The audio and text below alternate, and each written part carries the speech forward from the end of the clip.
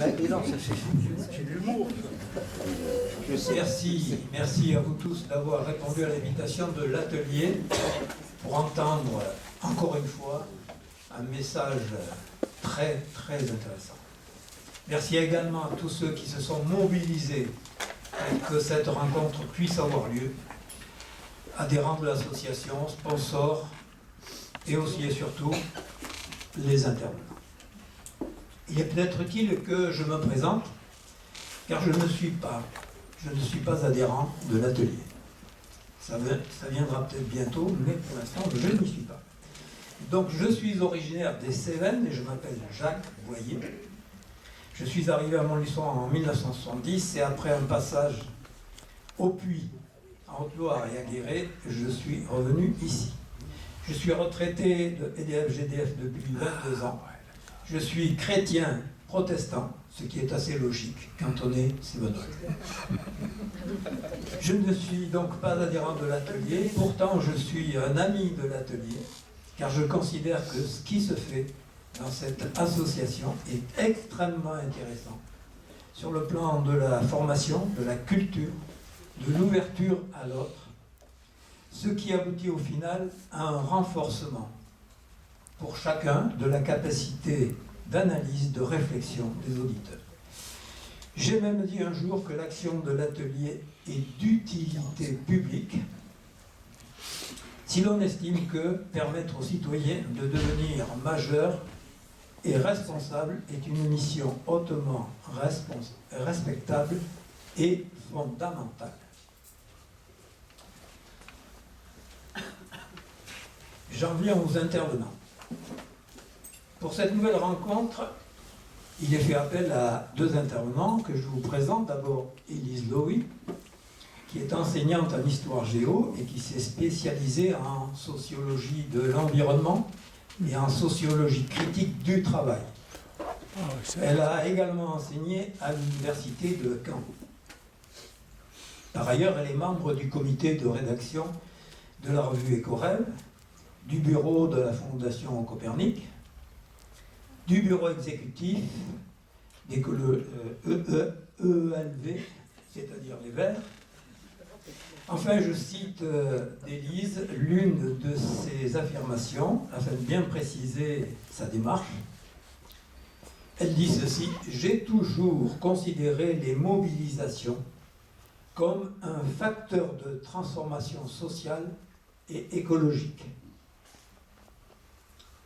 Stéphane Lavignotte est militant écologiste, ancien journaliste notamment à Témoignages chrétiens et actuellement pasteur de l'Église protestante unie à la mission populaire, la MISPOP.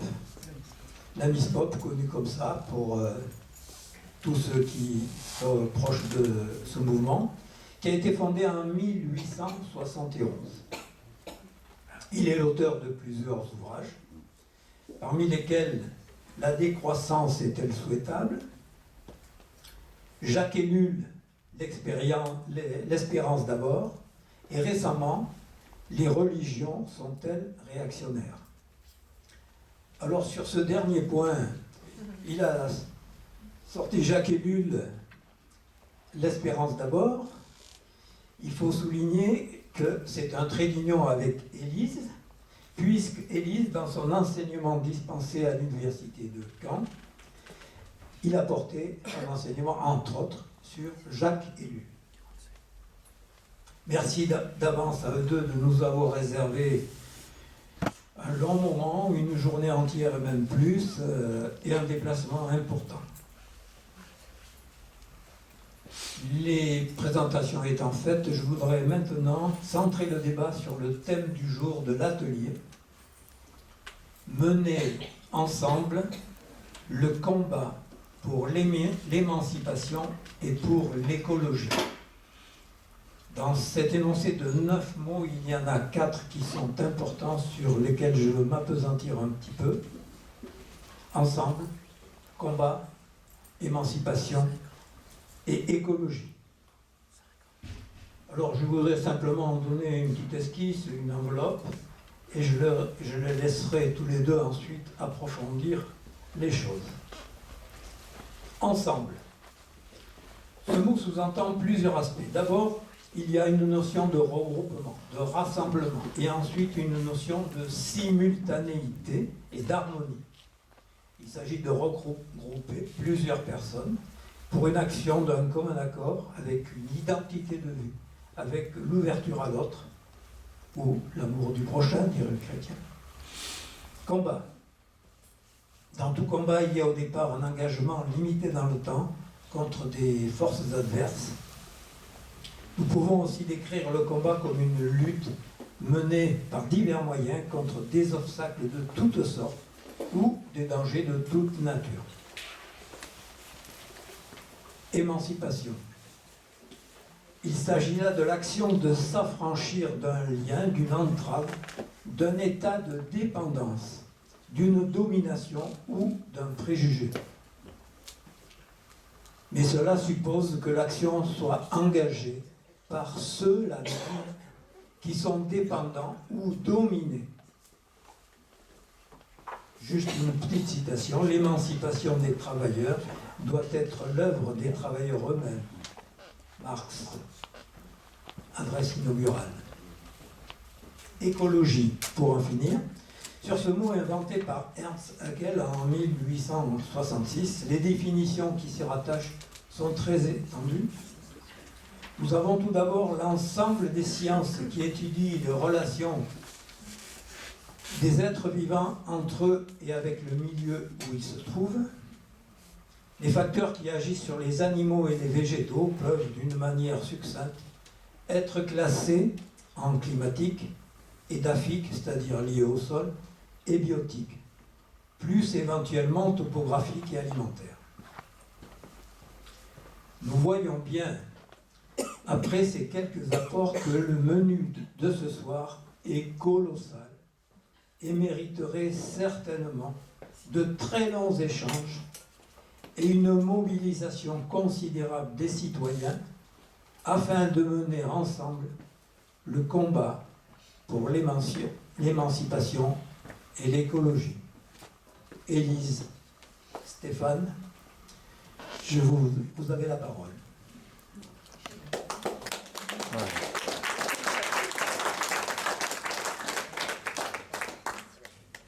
Alors on va commencer par, de manière rapide, vous la redonner un petit peu.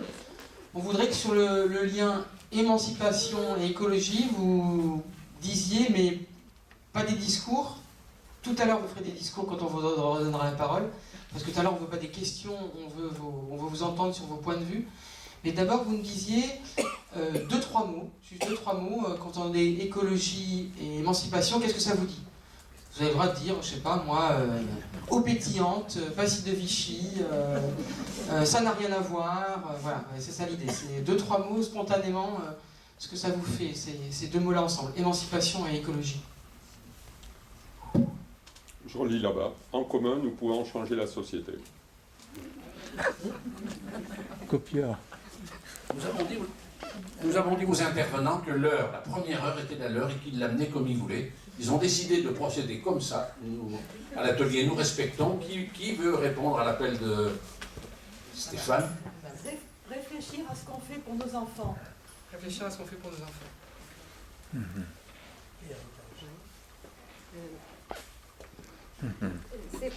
S'émanciper du diktat de l'économie qui pousse à toujours plus de croissance en détruisant la nature. Émancipation, penser par soi-même déjà, penser par soi-même. Et écologie, moi je crois que on n'y coupe pas, on y va, on est obligé d'y aller. Jean-Michel, j'ai peur que tout le monde n'ait pas écouté. Émancipation par soi-même. Penser par soi-même. Penser par soi-même. Porter par soi-même. Et l'écologie, on n'a pas le choix, on va être obligé d'y aller. Voilà, c'était ça. Conscience de l'espace et du temps.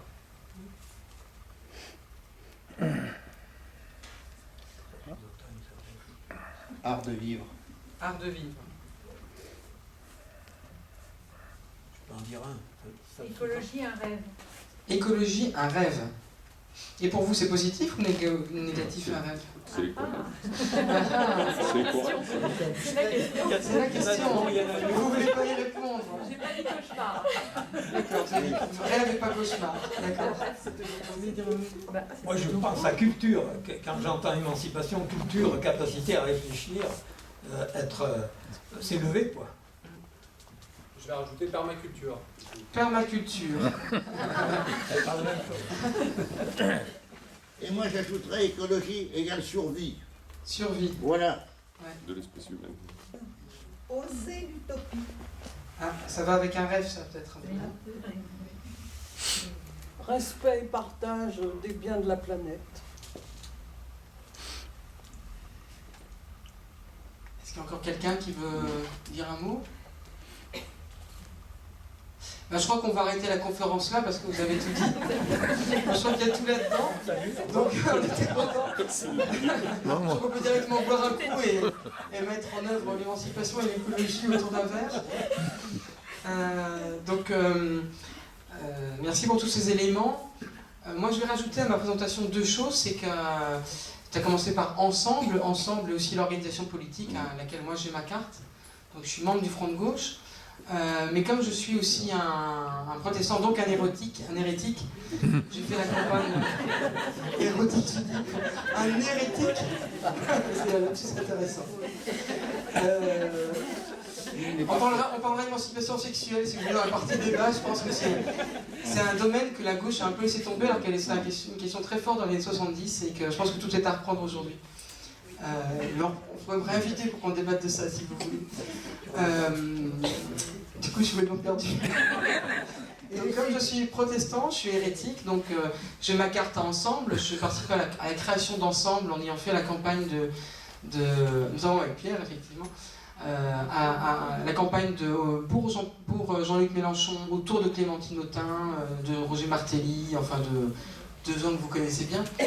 Et comme je suis un hérétique, pour cette campagne des présidentielles, je soutiens Yannick Jadot. Voilà. Donc, pour mettre un peu d'hérétisme encore plus dans le débat. Et pour vous dire que cette histoire d'abord de rencontre de l'écologie et du mouvement ouvrier, d'émancipation, du mouvement d'émancipation, c'est d'abord une histoire familiale. Je vais vous la faire très courte, mais en gros, il y a d'un côté une famille protestante du sud-ouest, qui est plutôt issue de la gauche non communiste, qui a été proche, mon grand-père était à la SFIO dans les années 30, résistant, et plutôt dans les années 70, proche du PSU, il n'a jamais eu sa carte, et des mouvements régionalistes, et il a fondé l'Institut d'études occitanes à Orthez, et parmi les premières mobilisations pour l'environnement, notamment à l'époque contre le projet d'extraction du pétrole et du gaz à Lac. Si vous avez suivi sur Mediapart il y a quelques mois, il y a une enquête de Jacques Hillegarde qui montre la catastrophe écologique que représente ce lieu. Ça, c'est ma famille paternelle. Ma famille maternelle, ce sont des Lorrains, ouvriers sur 3 générations dans la vallée de la Fensch, donc la sidérurgie. Donc voilà, qui ont subi tous les drames de la sidérurgie. Après, ils ont été dans la chimie à Château-Salin, donc autour de la chimie liée au sel. Je crois que c'est un peu ce que vous avez ici en partie. Et donc, mon histoire, c'est ça, c'est une double histoire. C'est une histoire à la fois d'un côté de la gauche non communiste et protestante, et de l'autre côté de la gauche. Ils n'avaient pas leur carte au PC, mes grands-parents lorrains, mais ils avaient.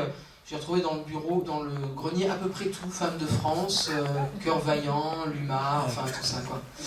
Donc ça, c'est ma double culture qui fait que ce sujet-là, c'est un peu moi, quoi.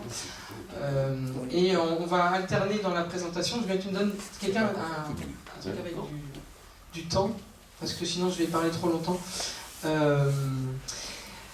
Donc au départ, vous voyez, ma culture maternelle, c'est celle d'une émancipation ouvrière qui, au XIXe siècle, veut s'émanciper de quoi? Veut s'émanciper des dictats traditionnels, c'est-à-dire l'Église, le châtelain, le patron, qui veut s'émanciper de l'ignorance, qui veut s'émanciper de conditions de vie qui sont indignes,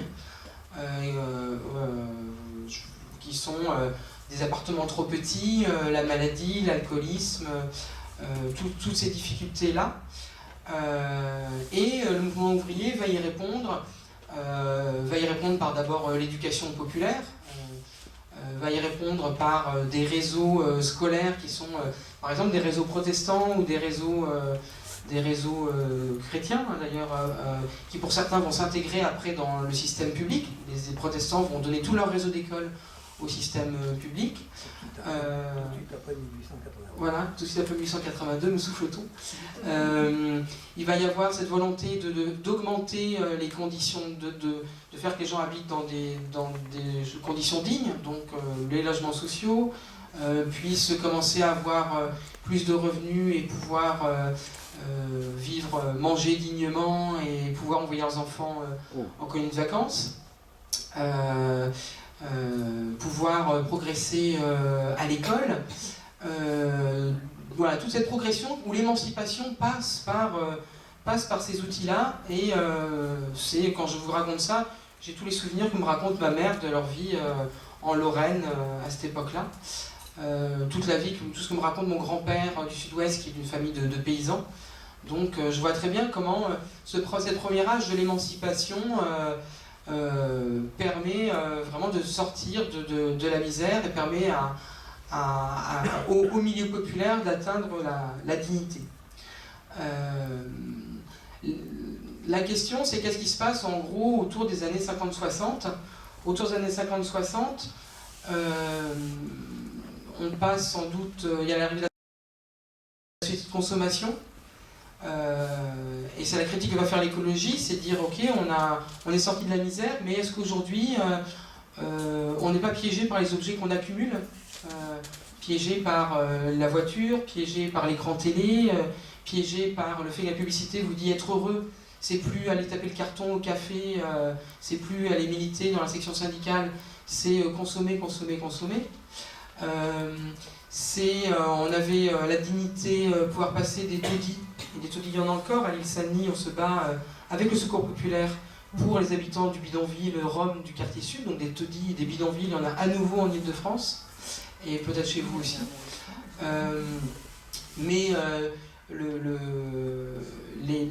On a un habitat social qui à la fois permet aux gens de sortir des bidonvilles, et quand ils vont y aller ça va être enfin le confort, et les gens vous racontent des années de bonheur. Moi je travaille à Gennevilliers, la cité des Agnettes. La cité des Agnettes, c'est une cité qui permet de résoudre les bidonvilles où il y a les travailleurs immigrés qui vont chez Chausson à l'usine et qui après retournent dans leur bidonville. Et puis cet habitat-là aussi, il rentre en crise dans les années 70-80 pour différentes raisons. L'habitat, ça va être la petite maison. Moi j'habite dans un pavetard, comme on dit en banlieue, un pavillon avec un petit bout de jardin, coincé entre la cité Salvador Allende en face et la résidence de retraite Ambroise-Croizat. Et donc il me reste... Ah non, j'ai aucun bout d'horizon, c'est pas vrai. Mais on y est bien. Mais quand on est dans un pavetard, eh ben, on est un peu plus entre soi et on est un peu moins avec les autres. Est-ce que là, à ce moment-là, vous avez aussi tous ces objets? Vous avez la technique qui commence à prendre de plus en plus de place, l'ordinateur, le réseau, la télévision, et on peut se demander, par exemple, quand on gère une ville, est-ce que c'est encore les élus qui décident, ou est-ce que ça devient les techniciens? Est-ce que c'est pas, quand on veut avoir une politique de l'eau, est-ce que c'est encore la municipalité, ou est-ce que c'est Veolia qui non seulement est une multinationale, mais qui va vous dire, quand vous avez, je sais pas, quand l'élu va dire quelque chose sur l'eau, ah mais techniquement non, c'est pas possible, techniquement on ne peut pas. Et dès les années 60, 50, quelqu'un comme Jacques Ellul qu'on a cité va dire, aujourd'hui on avait des objets qui étaient des outils, c'est nous qui utilisions ces outils, est-ce qu'à un moment c'est pas les outils qui ont pris le pouvoir? Est-ce que c'est pas la bagnole qui a pris le pouvoir sur nos vies? Est-ce que c'est pas la télé qui a pris le pouvoir sur nos vies? Et est-ce que dans les entreprises ou dans le politique, c'est pas la technique qui a pris le pouvoir sur le politique? Ce deuxième temps, c'est le temps où arrive l'écologie. L'écologie fait une critique, c'est-à-dire que à un moment, la consommation qui est un moyen de s'émanciper de la misère, est-ce que la consommation n'a pas piégé les gens? L'écologie amène une critique de la consommation, de la publicité. La technique qui nous a permis d'avoir du progrès social, Est-ce qu'à un moment, la technique n'a pas pris le pouvoir? Et l'écologie va amener, avec des gens comme Jacques Ellul, une critique de la technique. À un moment, l'État a été le moyen pour tout le monde, y compris pour le populaire, dans un certain rapport de force politique où le Parti communiste faisait jusqu'à combien? Jusqu'à 30% des voix? 28. 28, c'est le maximum? C'est pas monté plus haut? 28,5. Pas mal. On en rêve aujourd'hui. 45. Voilà, dans un rapport de force politique, ici, dans un rapport de force international qui fait que on a peur le capitalisme a peur de ce qui se passe à l'Est. Donc un rapport de force permet qu'il y a des États, l'État qui vont mener des politiques, qui vont faire des choses. Mais en même temps, est-ce qu'à un moment, l'État ne se met pas à écraser les initiatives collectives, la société civile, les syndicats? Est-ce que l'État ne va pas être une machine et à travers l'histoire en France, à niveler la culture, par exemple en éliminant les langues régionales, en faisant une école où la famille de ma femme est de Bretagne, et sa grand-mère lui a raconté comment on lui tapait sur les doigts quand elle parlait breton. Donc l'école, outil d'émancipation, à un moment, devient outil aussi d'éradication de la diversité culturelle. L'écologie va aller une critique avec Ivan Illich de l'école, qui va être une société sans école. On pourra y revenir. C'est pas une critique de l'éducation, c'est une critique de quand l'éducation ne passe que par l'école. Donc l'écologie amène toutes ces critiques-là. Donc je dis quoi? La technique, la consommation, l'école, l'État. J'oublie quoi là? Grosso modo, c'est ça. Une critique de la politique.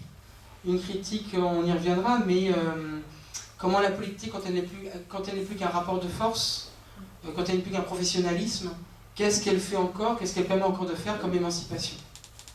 Donc l'écologie nous dit que des outils qui au départ étaient des outils d'émancipation, à partir d'un certain niveau de développement, peuvent se retourner contre l'émancipation. C'est ça la critique qu'amène l'écologie, qui pour moi est la deuxième vague d'une certaine manière d'émancipation. La troisième vague, c'est quand ces deux critiques se rencontrent. C'est ce que les communistes, dans leurs différents moments de refondation, amènent. Ça remonte loin, ça remonte loin. Moi, je travaille sur les débats des années 60 entre les chrétiens et les communistes, et je lis des débats entre, d'un côté, des protestants, André Dumas, par exemple, et d'un côté, Roger Murie. Je sais pas si ça dit quelque chose à des gens ici. Finalement, il quitte le Parti communiste pour aller dans une organisation maoïste. Il est exclu de sa cellule de la Sorbonne. Il a cherché, il a adhéré à notre organisation, et maoïste en plus. Alors, à l'époque, il y a des débats avec Roger Garaudy, qui n'a pas encore mal tourné, qui à l'époque défend un communisme humaniste. C'est l'époque du congrès d'Argenteuil en 66 à l'île Saint-Denis, parce que la nef du sud de l'île Saint-Denis appartient à Saint-Ouen, mais elle est à l'île Saint-Denis. Voilà. Et à l'époque, on a déjà ces débats. Il y a déjà ces débats où on dit développement des forces productives, etc. Et André Dumas, pasteur protestant, leur dit oui, mais pourquoi faire? Et Garaudy est interpellé, Garaudy réfléchit, il commence à cette époque-là déjà à dire il y a un truc qui ne va pas dans notre façon de faire du communisme. Je vous passe toutes les étapes, mais moi je rattrape quand je suis gamin, je suis plutôt dans une mouvance, mes parents sont d'une mouvance PSU, écolo, etc. Et quand j'arrive en 88, je suis étudiant à Sciences Po Bordeaux, je fais la campagne de Pierre Juquin. Donc je précise que j'ai 46 ans. Vous dites, mais en 88, il a quel âge ce gamin? Donc j'ai 46 ans, donc j'ai 18 ans. Voilà, et je rencontre les communistes qui s'appellent Rénovateurs à l'époque. Félix Damet, les frères Damet, ils sont deux, non? Je crois. Hein, voilà, les gens du mouvement des rénovateurs communistes, et où cette question-là, elle est amenée déjà très fortement. Donc cette question-là de comment on fait se rencontrer la première émancipation, la critique de l'émancipation, le fait que l'écologie amène, je laisserai peut-être ça développer, mais amène aussi d'autres dimensions d'émancipation, voilà, et continue. Mais la question de la rencontre, c'est-à-dire que aujourd'hui, l'écologie, elle a besoin aussi des ressources de la première émancipation. Le risque de l'écologie, c'est quand elle est récupérée par le capitalisme, de devenir uniquement un greenwashing. Ce matin, on avait rendez-vous à la gare, et je suis arrivé, j'étais persuadé d'être en retard, et j'avais 1 heure d'avance. Et en fait, je suis arrivé 1 heure en avance. Donc qu'est-ce que je fais ?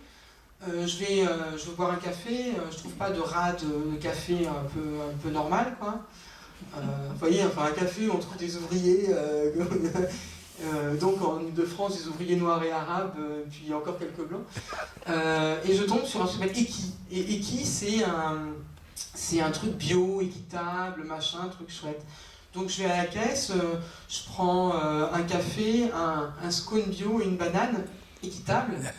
Et puis j'ai un réflexe, je demande aux personnes qui servent, et est-ce que les salaires ici aussi sont équitables ? Et il sourit et il me dit non, pas vraiment, ils sont pas vraiment équitables. Je dis ah ouais, c'est vrai, et la discussion s'engage, quoi. Et je lui dis bah, écoutez, si vous avez 5 minutes, venez me parler. La semaine dernière, on a occupé un McDo avec des travailleurs du McDo, et on utilise des méthodes, j'en parlerai tout à l'heure, qui font que dans plusieurs États des États-Unis, le salaire à l'heure est passé de 7 à 13 $. Grâce à un mode de mobilisation, je vous raconterai tout à l'heure, c'est ce que je l'anticipe. Et donc il vient discuter avec moi, et c'est le manager adjoint. Mais le manager adjoint, il dit moi je crise, je suis entre mes patrons qui veulent faire du profit, je leur dégage 70% de marge, et mes salariés qui sont payés à peine le SMIC, qui doivent payer à midi la bouffe, alors que ma fille qui travaille à Indiana Café ce soir là, Indiana Café, qui doit être une chaîne américaine, à midi, c'est payé par le patron, quoi. Pas de 13e mois, etc. C'est une firme qui est belge, qui a qui est divisée en succursales. Tous les 49 employés qu'une société pour avoir un comité d'entreprise, la totale. Donc la façade, c'est bio-équitable. La réalité, c'est ça. Et donc j'ai laissé mon numéro de téléphone, je regarde des vies, vous me rappelez si vous voulez qu'on mette votre restaurant en grève, c'est vachement facile. Enfin, je vous expliquerai, je n'ai pas dit ça, mais en gros, ça voulait dire ça, comme on l'a fait chez les McDo. Donc voilà, le risque de l'écologie, c'est qu'elle est récupérée par le capitalisme. Et donc, elle a besoin de la première émancipation, qui est l'anticapitalisme. Le risque de l'écologie, c'est la consommation et c'est l'entre-soi. Il n'y a pas d'initiative géniale à Saint-Denis, à l'île Saint-Denis. Moi, je participe à un atelier d'autoréparation de vélos, on a des coopératives bio, etc., etc. Mais c'est l'entre-soi, nous sommes la plupart du temps, alors pas tout à fait parce qu'il se passe des choses, mais la plupart du temps, on est entre classe moyenne blanche. Ah ouais. Et donc, c'est l'entre-soi, et ce qui nous manque, c'est comment on fait le lien avec les milieux populaires. Et ceux qui savent faire le lien avec les milieux populaires, en tout cas, en Seine-Saint-Denis, c'est encore les communistes. Ceux avec qui on fait du porte-à-porte, qu'on a fait à la départementale, avec les écolos, avec les communistes, et ça avait bien ma femme d'être suspendue de LV, mais elle était soutenue par Élise, hein, rassurez-vous. C'est les communistes. Et ce lien avec mais les communistes en Seine-Saint-Denis ont en partie, pas complètement, perdu le contact avec une nouvelle classe populaire noire et arabe. Donc là, on a des choses à inventer ensemble. Mais en tout cas, pour que l'écologie puisse rester force d'émancipation, elle a besoin de la culture d'organisation, de la culture du porte-à-porte, de la culture de... On fait le tour des cités HLM pour vendre l'humain toutes les semaines, qui fait qu'elle n'est pas un entre-soi bobo blanc, mais elle devient une capacité à s'organiser et à aller voir les gens. Anticapitalisme, organisation, quoi d'autre encore de l'anticapitalisme, ça me reviendra, et je passe la parole du coup pour continuer cette réflexion-là à Élise. Si, une dernière chose quand même sur l'émancipation. C'est que une critique qu'amène l'écologie à l'émancipation, c'est une critique de l'autonomie. Moi je termine par ça avant de donner le micro à Élise, et de reprendre le micro après, on va se le passer comme ça. L'émancipation, ça peut... Vous en avez ta définition ? L'action de s'affranchir d'un lien, d'une entrave, d'un état de dépendance, d'une domination ou d'un préjugé. Ben là-dedans, il y a plusieurs choses qui ne sont pas la même chose. S'affranchir d'une domination. Oui, il y a bien une lutte des classes. Ah, voilà. L'élément qui manquait, que l'écologie doit intégrer, c'est la lutte des classes. On y reviendra, mais nous ne sommes pas dans le même bateau. Hulot disait ça, il ne dit plus ça. Nous ne sommes pas dans le même bateau. Dans la crise climatique, non seulement il y a des gens qui sont sur le Titanic en première classe et qui seront dans les chaloupes, et puis il y a des gens qui sont en 3e classe et qui vont couler avec le bateau. Dans la crise climatique, c'est ça. C'est en premier lieu, ce sont les classes populaires et les pays du Sud qui vont écoper. Et dans les solutions, il y a des solutions qui sont favorables à l'intérêt général et l'intérêt des milieux populaires, et des solutions qui font payer l'addition au milieu populaire. Les déchets, la gestion des déchets, on pourra y revenir, c'est aujourd'hui vous, moi, les collectivités locales et nos impôts qui payons, au lieu de faire payer les multinationales et qu'elles changent leur mode de production pour qu'il y ait moins de déchets à la source. Donc je suis en désaccord avec Jean-Luc Mélenchon quand il parle d'intérêt général. En écologie, il n'y a pas d'intérêt général. Il y a un intérêt écologique de classe et les solutions, alors après c'est des mots, c'est-à-dire que pour lui l'intérêt général c'est l'intérêt de la majorité. Mais je crois que quand il fait ça, il gomme la dimension de classe et c'est un problème dans le combat idéologique. Donc, j'avais oublié la lutte des classes, donc l'écologie doit intégrer la lutte des classes si elle ne veut pas faire payer les choses au milieu populaire. Donc je reviens sur émancipation. S'il s'agit de se libérer d'une domination, oui, il y a des dominants et des dominés. S'il s'agit de se libérer d'un préjugé, oui. À Gennevilliers, dans les bagarres que nous menons, en première ligne, il y a des jeunes femmes avec un foulard, des jeunes femmes musulmanes. Elles représentent 50% du quartier où nous agissons. Ces jeunes femmes, elles sont jeunes femmes seules sans enfants. Les hommes les ont quittées ou elles les ont foutues dehors. Parce que c'était des gros cons. C'était des mecs qui rentraient, qui voulaient qu'on lave leurs chaussettes, etc. Et ces jeunes femmes avec foulard dont on dit qu'elles sont dominées, elles les ont foutues dehors. Voilà, donc se libérer des préjugés. Par contre, je ne suis pas sûr qu'il faille se libérer des liens, de la dépendance. C'est-à-dire que le problème de l'émancipation, c'est quand elle développe une vision de l'autonomie, qui est l'autonomie que veut nous vendre le libéralisme économique. Je suis tout seul, je consomme tout seul, et ça c'est pas la culture collective, c'est pas la culture des milieux populaires. On sait que la richesse, elle est dans les liens. L'écologie, notamment c'est la décroissance qui a amené ce slogan-là, c'est moins de biens, plus de liens. La question c'est la qualité des liens.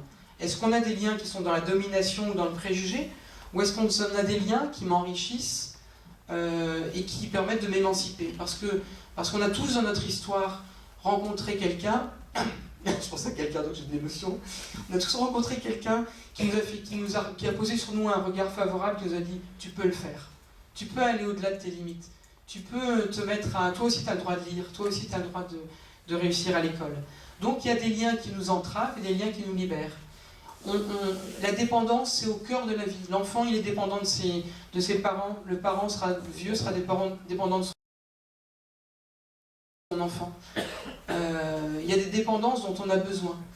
À la une du journal de la Mission populaire récemment, il y avait marqué « Au cœur de notre engagement, l'autonomie et la dépendance ». Et c'est la question de l'articulation entre les deux qui peut être émancipatrice. Voilà pour ce premier temps, pour dire il y a une première émancipation. À un moment, cette émancipation s'est retournée contre elle-même. L'écologie a été une critique de ce retournement. Et aujourd'hui, on est le temps de la rencontre entre les deux, où l'écologie a à nouveau besoin de certains des éléments forts de la première émancipation. Et voilà, je passe la parole à Élise qui doit l'illustrer plus concrètement. Un mot au passage. Je pense qu'il y a des dépendances qui sont positives et il y en a qui peuvent être très négatives. Et dans mon papier, c'était l'aspect négatif que je voulais souligner. J'avais compris. Élise. Merci beaucoup. Donc Stéphane a dit évidemment déjà énormément de choses, mais mon intervention, moi, vise davantage à poser la question du comment. C'est-à-dire, une fois qu'on a dit tout ça, une fois qu'on a fait cette analyse sur effectivement la progression, l'apparition du paradigme écologiste, qu'est-ce que ça a changé par rapport à la première émancipation, c'est comment est-ce que ça peut se traduire pour construire ensemble, en commun, cette nouvelle émancipation. Il y a déjà plusieurs éléments qu'on peut donner. Le premier, ce serait sur la dimension du changement social. Comment agir? Comment lutter? Évidemment, la dimension des luttes, et vous avez effectivement donné une de mes phrases que j'avais écrite effectivement dans un texte, que tu m'avais donné, pardon, dans un texte, la question des luttes. D'abord, considérer effectivement que les luttes sociales et écologiques sont au cœur du changement social et qu'il faut pouvoir penser en commun à la fois les luttes, les politiques publiques, mais aussi un troisième élément qui est peut-être moins souvent évoqué, ce que Michel Daubré appelait la résistance ordinaire, c'est-à-dire l'action quotidienne, comment au quotidien on peut, par des actions locales, y compris, et c'est un bon exemple, les rencontres de l'atelier, comment est-ce qu'on peut aussi, par ce type d'action, participer à cette émancipation collective. Donc toujours penser en commun ce triptyque, lutte sociale et écologiste, changement institutionnel, politique publique, et la fameuse résistance ordinaire. Donc sur la forme, déjà, sur les moyens, il y a une dimension très importante. Ensuite, je voudrais intervenir, donc là c'était plus le mot combat, ensuite sur la dimension du ensemble. Quand on dit ensemble, ça veut dire quoi? Ça veut dire qu'aujourd'hui, les cadres, les appareils classiques, on va dire les partis politiques traditionnels, ont une dimension obsolète. On arrive dans une situation, dans un contexte, où de manière globale, que sur la question effectivement du lien entre émancipation et écologie, on arrive quelque part au bout de ce qu'ont été les appareils traditionnels et qu'on a une demande de renouvellement extrêmement forte et notamment qui est liée à une transformation du rapport au pouvoir. Cette transformation, elle est liée à ce que Jacquion appelait un processus d'individuation. Alors qu'est-ce que ça veut dire un processus d'individuation? C'est cette dimension où finalement l'individu demande de plus en plus à avoir son mot à dire par rapport au collectif. La dérive évidemment du processus d'individuation, c'est l'individualisme. Donc il faut pouvoir arriver à renouveler la politique, renouveler le rapport aux politiques, sans tomber surtout pas dans l'individualisme, remettre du collectif, tout en prenant en compte le fait qu'il y a des nouvelles demandes. Il y a des nouvelles demandes de reconnaissance de militants qui souhaitent effectivement militer différemment, et notamment, Stéphane évoquait Gennevilliers tout à l'heure, dans les quartiers populaires desquels je viens, et c'est un point commun qu'on a aussi avec Stéphane, non seulement de venir des quartiers populaires, mais aussi un héritage familial double, puisque j'ai une mère qui était communiste, qui est toujours communiste d'ailleurs, et un père écologiste, donc j'ai aussi cette double culture, c'est quelque chose qu'on a en commun et qui forcément m'imprègne. Et on voit aussi dans les quartiers populaires cette nécessité de non plus faire pour les gens, mais de faire avec les gens, de construire avec les habitants, de construire avec les citoyens. C'est une dimension extrêmement importante, et effectivement ces citoyens, dans les quartiers populaires aujourd'hui, ils sont divers. Ces citoyens, ils appartiennent à différentes minorités, et le rôle des minorités actives, c'est Moscovici qui disait ça dans son livre Psychologie des minorités actives, les minorités, elles ont un rôle essentiel à jouer dans cette transformation sociale. Et donc, repenser ce rapport au pouvoir, repenser ce changement social, c'est aussi intégrer ces dimensions. Par ailleurs, et enfin, sur la transformation du rapport au pouvoir, c'est aussi penser une nouvelle démocratie. Là-dessus, je sais qu'on sera tous d'accord, c'est-à-dire des éléments comme le non-cumul des mandats, la participation citoyenne, tous ces éléments qui sont fondamentaux en réalité pour que les citoyens puissent construire un autre rapport aux politiques. Et ça, c'est quelque chose d'essentiel si on veut penser véritablement l'émancipation. Deuxième dimension, la dimension locale, la dimension de proximité. On est aussi sorti d'une séquence où il y a une forme de ras-le-bol par rapport à ce qui peut être vécu comme une forme de bureaucratisation ou de technocratie qui déciderait d'en haut pour les citoyens une certaine vision de ce que doit être la société. Donc là aussi, intégrer le fait que localement, le fait que la dimension de proximité doit retrouver sa place, doit jouer un rôle beaucoup plus important que ce que c'était auparavant. Et là aussi, le lien social est essentiel. Dans les quartiers populaires, vous le savez, la séquence gouvernementale actuelle, mais c'était évidemment commencé bien avant, à accentuer le délitement du lien social par le fait de couper des subventions, c'est les fameuses politiques d'austérité, couper des subventions aux associations culturelles, aux associations qui pouvaient s'occuper de liens sociaux, etc. Tout ça, c'est très important aussi, parce que c'est par ce biais-là aussi, et tu l'as évoqué en introduction, la culture, les médias alternatifs, bien entendu, pas les masses médias, les médias alternatifs, c'est aussi une dimension essentielle pour permettre cette émancipation et ne pas arriver à ce qu'on voit par exemple aux États-Unis avec Donald Trump, qui effectivement on voit que c'est l'aboutissement quelque part à l'extrême d'un système où les masses médias, l'économie, c'est-à-dire effectivement la domination de l'économie sur l'ensemble des autres dimensions, c'est un aboutissement assez catastrophique de ce que ça peut signifier. Donc ça c'était sur la question la transformation du rapport au pouvoir, et je pense que penser ensemble l'émancipation et l'écologie, c'est penser ensemble ces dimensions un petit peu différentes de reconnaissance du rôle des minorités, une démocratie différente, c'est-à-dire un mode de fonctionnement différent, des moyens de lutte différents, un rapport aux politiques différent. C'est quelque chose d'essentiel. Maintenant, et surtout bien entendu, l'écologie en tant que telle. Vous le savez, on est rentré dans l'Anthropocène. L'Anthropocène, une nouvelle ère. Qu'est-ce que c'est l'Anthropocène? C'est une nouvelle ère une nouvelle ère géologique, dans laquelle l'être humain a un rôle essentiel et dominant sur la transformation de la planète Terre. Vous le savez, les ressources sont finies. On se retrouve dans une situation à l'échelle internationale avec le changement climatique, mais pas seulement, la réduction de la biodiversité. On arrive effectivement, et ça a été évoqué tout à l'heure en introduction, on en arrive à la question de la survie de l'humanité à long terme. Comment est-ce qu'on assure cette survie?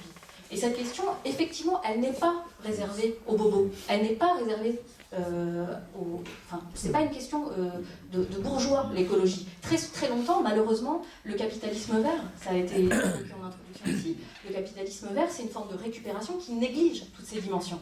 Or, le combat qu'on doit avoir en commun pour penser l'émancipation et l'écologie, c'est poser, bien entendu, d'abord que l'écologie, notre écologie, je fais référence ici au fameux texte de Gortz, leur écologie et la nôtre, notre écologie, elle pense incompatible l'écologie et le capitalisme. Parce que le capitalisme, c'est la croissance sans fin.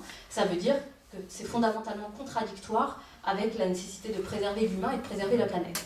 Donc, des nouveaux concepts sont apparus, notamment dans les années 80 aux États-Unis avec Klinenberg, qui a posé le concept de justice environnementale. La justice environnementale, c'est des mouvements citoyens, des plus pauvres, effectivement les classes populaires, qui se sont mobilisés, parce qu'il y a des études clairement sociologiques précises sur ce sujet qui montrent que ce sont les plus pauvres qui sont les premières victimes de la catastrophe écologique. On l'a vu, il y a énormément d'exemples aujourd'hui. Vous le savez, vous vous souvenez de Katrina aux États-Unis, en Louisiane. Les plus pauvres, qui étaient effectivement pour la grande majorité noirs, ont été les premières victimes de cette catastrophe, mais à l'échelle, on va dire, internationale, c'est encore pire. Aujourd'hui, on estime que les migrants environnementaux, qui sont directement la conséquence de la crise écologique majeure, peuvent être 250 millions d'ici 2050. Au Bangladesh, on les estime potentiellement d'ici 2030 à 50 millions de personnes qui vont évidemment subir les conséquences des inondations, de la montée du niveau des mers. Donc on ne peut pas penser de manière différenciée la justice sociale et la justice environnementale. On ne peut pas penser de manière déliée l'écologie et l'émancipation. Donc c'est des dimensions essentielles. Donc justice sociale, justice environnementale, fondamentalement liées, et l'écologie populaire, ce qu'on appelle l'écologie populaire, c'est quelque chose qui effectivement pense en commun le fait qu'il faut d'abord aider les plus pauvres, les classes populaires, à pouvoir affronter les injustices environnementales dont elles sont victimes. Et c'est aussi le cas en France. L'amiante, c'est aussi ça. Les cancers environnementaux touchent en priorité les ouvriers. Ça, c'est une réalité aussi que peu de personnes ont conscience, parce que tout simplement, l'écologie qu'on voit dans les masses médias, c'est souvent effectivement une écologie greenwashing, une écologie finalement qui ne porte pas comme premier combat cette nécessité de la justice sociale et le fait que ce sont les plus pauvres, ce sont les ouvriers, ce sont les classes populaires qui sont les premières victimes. Donc ça, c'est aussi une dimension extrêmement importante. Autre élément important pour réconcilier, parce que quelque part, il y a aussi certaines zones, certains endroits où on a vu souvent, et je sais que ici, vous devez connaître ce dont je parle, certaines zones où le clivage entre écologistes et communistes a pu se faire sur la question de l'emploi. C'est-à-dire, quelque part, il y avait une forme de tension entre des écologistes qui allaient dire mais cette usine-là, c'est pas possible, elle pollue, par exemple. Moi, je suis normande, donc je cite l'exemple de La Hague, en Normandie. Et donc, forcément, une mobilisation écologiste en disant attention aux déchets radioactifs, etc. En face, une résistance sur la question de l'emploi. Et il faut, à mon avis, commencer par sortir de ça. Penser ensemble l'émancipation et l'écologie. Ça veut dire sortir de cette fausse idée que ce sont des choses contradictoires et qu'au contraire, l'écologie peut apporter une alternative, y compris en termes d'emploi. Ça veut dire intégrer une transition réelle, sortir par exemple de l'obsolescence programmée. Cette fameuse obsolescence programmée, vous savez, ça fait partie du système capitaliste qui nous amène, qui nous oblige comme ça à consommer de plus en plus. C'est aussi quelque chose qu'on peut porter en commun. Donc il y a énormément de choses sur la question de l'emploi, sur la question de la consommation, qui en réalité unissent les traditions écologistes et les traditions du mouvement ouvrier. Ces questions-là, elles existent, elles sont en commun, et dépasser la question, l'opposition, qui est en réalité fausse, entre l'emploi et l'écologie, c'est d'abord, effectivement, pouvoir construire en commun des alternatives. Alors des alternatives, il y en a. Il y a les AMAP, qui sont des alternatives locales qui existent, que tout le monde connaît. C'est les transports alternatifs. La question du train, par exemple, du ferroviaire, c'est quelque chose qui peut unir aussi nos traditions respectives, qui là aussi trouvent une alternative au tout voiture, à la toute dépendance au pétrole. On le sait aujourd'hui, hein, le changement climatique est lié à ce système entièrement basé sur le pétrole, et les guerres au Moyen-Orient sont aussi liées à cette dimension. Donc on a énormément de sujets sur la question de l'emploi, sur la question des alternatives concrètes, locales, sur la question de la transformation du rapport au pouvoir politique, sur tous ces différents sujets, et bien d'autres, on pourra y revenir ensemble. Il y a des choses en commun à construire, mais pour ça, effectivement, ça veut dire casser les cadres actuels, sortir finalement chacun de nos petites traditions qu'on peut cultiver les uns et les autres dans notre coin, surtout pas ne pas les abandonner, mais les faire fédérer, les faire converger et construire ensemble pour la suite, pour demain, puisque je pense que c'est ça la mission qu'on doit se donner en tout cas en commun, une alternative, un projet alternatif qui serait en capacité de lier ensemble les traditions écologistes, les traditions du mouvement communiste et évidemment être en capacité de proposer un nouveau projet alternatif qui pense à la fois la justice sociale et la préservation de la planète, une réponse à la crise écologique. Donc on reviendra plus tard sur la suite. Alors ça c'est le deuxième temps un peu de notre intervention, c'est dire que l'émancipation c'est pas demain, c'est maintenant. Qu'effectivement le projet, on a parlé d'utopie, l'utopie c'est une vision de quelque chose demain qui est une vision qui est motrice pour aujourd'hui, mais que ce qui a amené de manière forte le mouvement ouvrier puis l'écologie, c'est des changements immédiats. Voilà, le mouvement ouvrier, je vais revenir un peu là-dessus, et l'écologie, ça a été de se dire, on veut voir le bout de nos actes, on veut changer la vie ici et maintenant. Le PSU parlait d'utopie réaliste, c'est-à-dire faire des changements qui se passent déjà ici. Et l'émancipation, ça peut se passer dès maintenant. Au XIXe siècle, le mouvement ouvrier invente des outils. Il invente les coopératives, il invente les mutuelles, ces choses qui se réinventent aujourd'hui. Il y a un redéveloppement du mouvement coopératif, dans l'écologie notamment, dans l'économie sociale et solidaire. Le syndicalisme, on a bien vu que le mouvement de la loi travail reste quand même de loin. Voilà, quand on dit qu'il n'y a plus de politique, que les organisations qui font de la politique à personne, le syndicalisme fait aussi de la politique quand il s'oppose à la loi travail, il est capable de mettre en route des centaines des millions de personnes. Et moi, ce que je vous racontais, c'est ce qu'on fait à Gennevilliers, qui vient du syndicalisme. Alors ça vient d'où? On est en 1920 à Chicago, dans les quartiers populaires de Chicago. Les gens se disent, on est avant la crise de 29, et dans les usines, les salaires ont plutôt augmenté, ça va de mieux en mieux. Mais quand les gens reviennent dans leur quartier, les immeubles tombent en morceaux, les écoles sont pourries, la voirie est en mauvais état. Et donc là, c'est plutôt notamment des quartiers noirs, et les églises se disent, tiens, si ça marche dans les usines, pourquoi ça ne marcherait pas chez nous? Et donc ils rencontrent quelqu'un qui s'appelle Saul Alinsky, qui est aussi quelqu'un issu de l'immigration, et qui est un ancien militant du IWW, International Worker of the World. Donc les gens du IWW, on s'appelle les Woobies, c'est joli comme nom. Hein. Et donc c'est le courant syndicaliste révolutionnaire et anarchiste aux États-Unis, dans lequel il y a toute la crème de l'extrême gauche qui va créer ensuite le Parti socialiste américain, puis le Parti communiste américain. Et donc ils vont utiliser dans les quartiers les méthodes du syndicalisme. Je vous passe les épisodes. Dans les années 70, ça fait un petit tour en France. Peut-être que les gens se souviennent d'un livre qui s'appelait Manuel de l'animateur social, de Saul Alinsky. Ça dit quelque chose à quelqu'un? Non. Alors ça dit des choses à des gens qui ont été plus dans une mouvance avec Paulo Freire, pédagogie des opprimés, choses comme ça. Ça fait un petit tour en France. Je voudrais faire une enquête, savoir qu'est-ce que ça a fait à l'époque.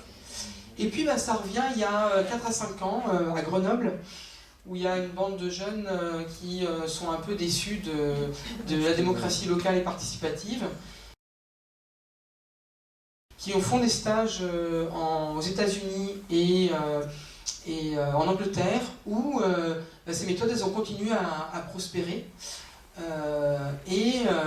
où ils commencent à utiliser ces méthodes-là à Grenoble. Puis il y a des gens qui font la même chose à Rennes. Et il y a 2 ans, alors que moi je viens de quitter la Maison Verte, donc il y a des amis de la Maison Verte qui sont là au fond, qui sont aussi des gens de Montluçon, donc j'avais du plaisir à les voir en arrivant. Donc la Maison Verte, c'est un des lieux de la mission populaire qui se crée après la Commune de Paris, et qui est en gros une maison de quartier, un centre social, qui depuis le 19e siècle, avec des croyants, des non-croyants, fait du travail social, et a été un peu toutes les luttes des quartiers où ils sont. C'est dans les années 70, par exemple, c'est avec les militants de la gauche prolétarienne, dans les années 30, c'est avec les militants communistes, etc. etc. Et quand je quitte la Maison Verte, au bout de 7 ans de bons et loyaux services, la mission populaire me dit ah ouais, tu déménages en banlieue, bah écoute, tu veux pas créer un nouveau lieu? Et je leur dis, mais vous êtes dingue, créer un nouveau lieu, c'est beaucoup trop de boulot, j'y arriverai pas. Puis bien sûr, je me laisse tenter. Et à ce moment-là, je rencontre les gens de Grenoble qui disent ben voilà, on cherche un représentant d'Île-de-France. Je vous passe ces épisodes, mais en gros, qu'est-ce qu'on fait? Ben, on fait dans les quartiers ce que font les syndicalistes, ceux qui veulent créer une section syndicale dans une usine.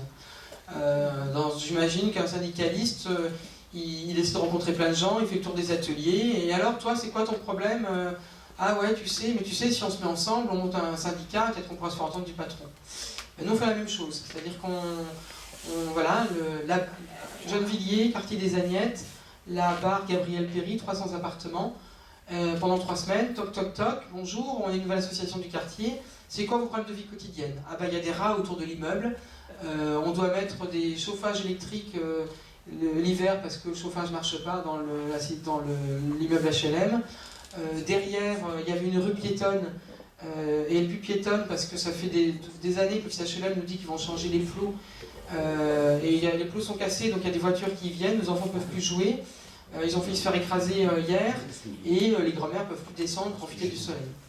D'accord, donc on fait nos 300 portes, toc toc toc, bonjour, et à la fin on sort avec 80 numéros de téléphone de gens à qui on a dit, si vous voulez, il y a d'autres gens qui ont le même problème que vous, on pourrait se réunir et essayer de les faire avancer. Donc on passe... Après, à 2, moi et une personne en service civique, on passe coup de fil aux 80 personnes. Et on leur dit, la semaine prochaine, on fait une assemblée des habitants pour parler de vos problèmes, vous venez? Et donc, on a 20 personnes qui viennent sur un immeuble. Il faut savoir que quand la mairie fait un conseil de quartier sur les 25 immeubles, ils sont 5. Des fois 10, allez. Et donc, voilà, on a nos 20 personnes, et donc on fait des petites tables, problème par problème. Là, on parle des rats. Là, on parle de l'isolation. Là, on parle de la table de la rue piétonne. Et puis ensuite, les gens, ils remettent ça ensemble. Moi, je suis avec une grande feuille. Et puis, on dit, voilà, les gens, ils ont marqué, pour l'isolation, c'est quoi le problème? À votre avis, à vous, c'est quoi les solutions? Parce que vous avez les solutions, c'est vous qui les vivez. Ensuite, qui est la personne qu'on doit interpeller? Ah ben ça, c'est le président de l'office HLM. Et qu'est-ce qu'on pourrait faire pour l'interpeller? Qu'est-ce qu'on pourrait faire? Qu'est-ce qu'on a fait par exemple sur la rue piétonne? Sur la rue piétonne, la rue pour qu'elle redevienne piétonne, on a débarqué 1 heure avant le dernier conseil municipal de l'année, avec 20 parents, avec des enfants qui avaient leurs trottinettes, leurs poussettes, leurs cordes à sauter et leurs ballons, et on a débarqué dans le hall, là où passent les élus. Et donc, on a joué. Écoutez, monsieur le maire, on ne peut plus jouer derrière l'immeuble, on est venu jouer ici. Et monsieur le maire est passé, et on avait un objectif précis. L'objectif précis, c'était on veut un rendez-vous dans la semaine, dans les 7 jours. On a eu le rendez-vous avec l'office HLM dans les 4 jours. Et on a obtenu que les barrières soient réinstallées. Les barrières, donc ça c'était au mois de juin, au 1er octobre, il y avait les nouvelles barrières. Voilà. Alors les habitants, ils y ont un peu pris goût, et à mon goût, un peu trop. C'est-à-dire qu'à peine on allait dans le rendez-vous, parce que la négociation, c'est pas moi qui l'ai menée, c'est les habitants qui l'ont menée, des gens qui n'avaient jamais mené de négociation. On a fait une formation express, et on leur a appris comment on négociait. On a fait d'autres formations de négociation, et il y avait des anciens syndicalistes qui étaient là, qui m'ont dit « Ah, c'est rigolo, on avait les mêmes. » Je pense qu'elles viennent de chez vous. Voilà. Et donc, ils en ont pris goût. Et donc, avant même le rendez-vous avec l'office HLM, ils disaient hey, Stéphane, ok, c'est bien la dalle piétonne. Est-ce qu'on pourrait parler des cages d'escalier qu'il faut repeindre? Est-ce qu'on pourrait parler des rats qui sont autour de l'immeuble? Je dis, on va négocier d'abord ça, on va gagner là-dessus, et du coup, vous aurez plus confiance en vous. Les habitants, ils verront que quand on se mobilise, on peut gagner, et du coup, on remettra 100 balles dans la machine pour refaire une deuxième mobilisation. Donc, à la rentrée, nouvelle assemblée des habitants, une vingtaine de personnes à nouveau.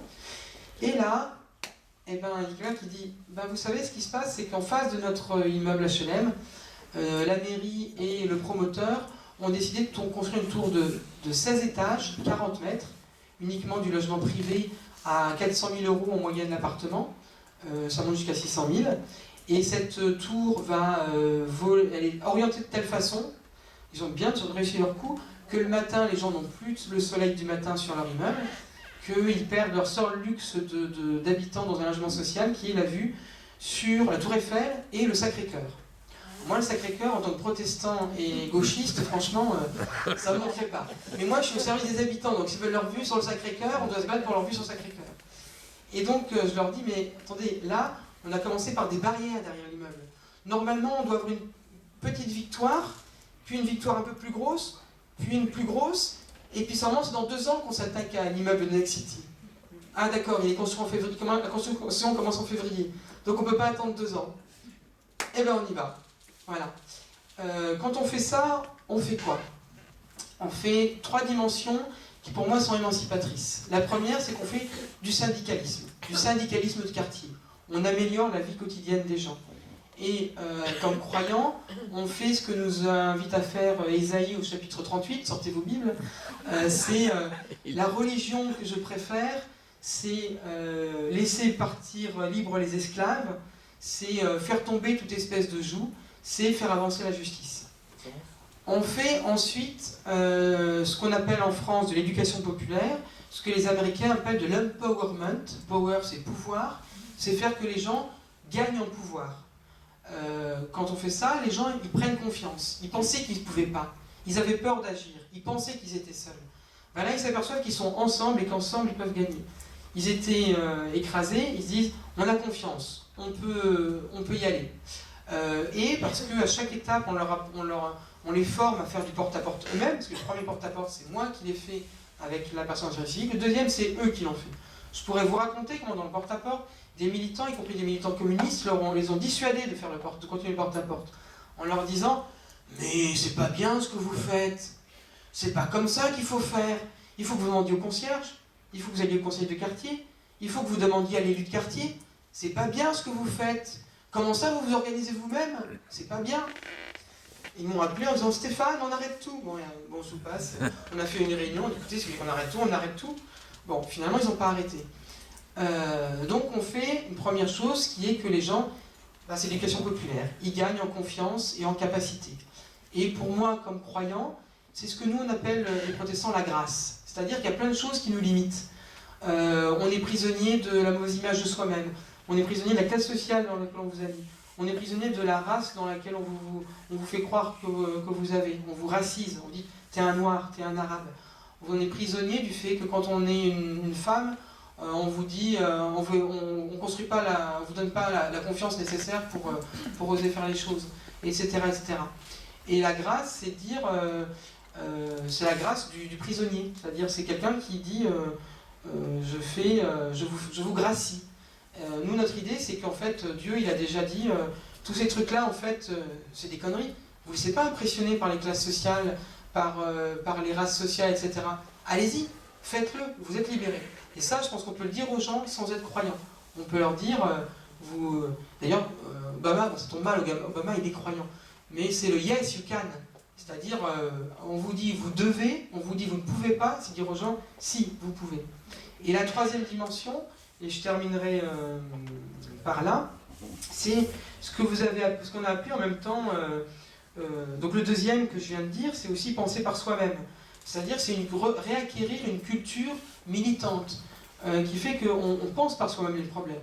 C'est-à-dire que là, si vous saviez les compétences qu'ont acquis les habitants d'Île Gabriel Péry sur une ZAC, sur comment on construit une tour, sur tout ça, c'est absolument incroyable. La troisième dimension, et je termine par ça, c'est la dimension que nous on appellerait changer la société. C'est-à-dire que dans ce quartier, en gros, il y a des vieux ouvriers blancs qui disent « on n'est plus chez nous ». Et il y a des gens qui sont issus de l'immigration, des nouveaux habitants, ils sont là depuis 40 ans, pour souvent, c'est déjà la troisième génération, qui disent « on ne nous a toujours pas accueillis ». Ces gens-là, ils se regardent en chien de faïence. Ben, quand on a fait la première action, il y avait Mireille, ancienne syndicalisme de la SNECMA. Il y avait Yvette, ancienne comptable dans une entreprise. Il y avait Myriam et il y avait Salima, qui sont des jeunes mamans voilées. Il y avait Davy, qui est un militant CGT qui vote pour le Front National. Et ben, tous ensemble, ils ont fait l'action. Ils s'étaient jamais rencontrés avant. Maintenant, ils s'appellent par leur prénom. Mireille n'est plus la vieille dame qui fait la gueule, et Salima n'est plus la voilée. Ce sont des gens qui sont ensemble. Et quand on fait ça, on change la société parce qu'on change la qualité de relation, que, on pourrait dire politiquement, on refait le peuple, et que nous, théologiquement, on dira, eh bien, il n'y a plus juif ni grec, ni esclave ni libre, il y a la famille humaine. Il n'y a plus ni voilé ni non voilé, il n'y a plus ni noir ni blanc. Ils sont tous noirs, blancs, voilés, non voilés, mais ils sont aussi autre chose. Et pour moi, ça illustre vraiment, l'émancipation sera l'œuvre des travailleurs par eux-mêmes. Parce que ce qu'on fait là, c'est que moi, je suis un technicien de l'organisation. Je suis quelqu'un, on a refait une action depuis, il y a un des élus socialistes qui vient me dire « alors, sur ce problème-là, etc. » Non, mais non, moi, c'est pas à moi qu'il faut le dire. Les habitants, ils sont là. Là, vous avez les meneurs de la bagarre. C'est à eux que vous allez discuter. Moi, je suis un technicien de l'organisation. Je donne des outils aux gens. Je leur fais souvent redécouvrir les outils qu'ils connaissent déjà, qu'ils ont fait dans le syndicalisme, pour qu'ils le fassent eux-mêmes. Et donc, l'émancipation, c'est pour dire que c'est ici et maintenant, c'est finalement se ressaisir de tous ces outils qu'on a dans la culture ouvrière, la culture syndicale, et qu'on peut appliquer à tout dans notre vie quotidienne. Très bien. Tu termines ? Oui, je termine rapidement pour qu'on puisse échanger ensemble. Un exemple personnel aussi, quelque chose qui n'a pas été évoqué au départ, mais je fais partie de ce que Stéphane a décrit tout de suite sur le processus d'empowerment, c'est-à-dire prendre le pouvoir. J'ai commencé à militer en tant que jeune d'un quartier populaire à Hérouville-Saint-Clair, dans la banlieue de Caen, et me disant, dans une ville effectivement où il y avait une forte tradition militante, ouvrière, qui, avec l'usine sidérurgique SMN, qui était juste à côté, et avec une forte population immigrée aussi. Et j'ai commencé à militer parce que localement, il y avait la possibilité, on s'était rencontrés à quelques-uns, on a pu, dans la MJC locale, donc la jeunesse et de la culture, se rencontrer dans le cadre d'ateliers d'écriture qui étaient organisés. Et à quelques-uns, avec certains qui globalement n'avaient même jamais imaginé, qui étaient issus de l'immigration, de milieux très populaires et qui ne pensaient pas que ça pouvait leur être accessible, on a décidé de lancer un magazine en kiosque qui s'appelle le magazine Fumigène. Et ce magazine consacré aux cultures urbaines et qui s'assume comme ayant une dimension politique, qui existe donc depuis 1999 et qui est encore aujourd'hui distribué. Ce magazine, il faisait état de toutes les luttes, de toutes les... à la fois, c'était des interviews de... On va dire, ça pouvait être des entretiens avec des artistes très divers, mais aussi des entretiens politiques. On a interviewé énormément de militants. Et aussi une mise en lumière, c'était le parti pris. Qu'est-ce qui caractérisait ce magazine? C'était la volonté, la ligne éditoriale, si vous voulez, la volonté de ne montrer que des choses à valoriser de ces quartiers.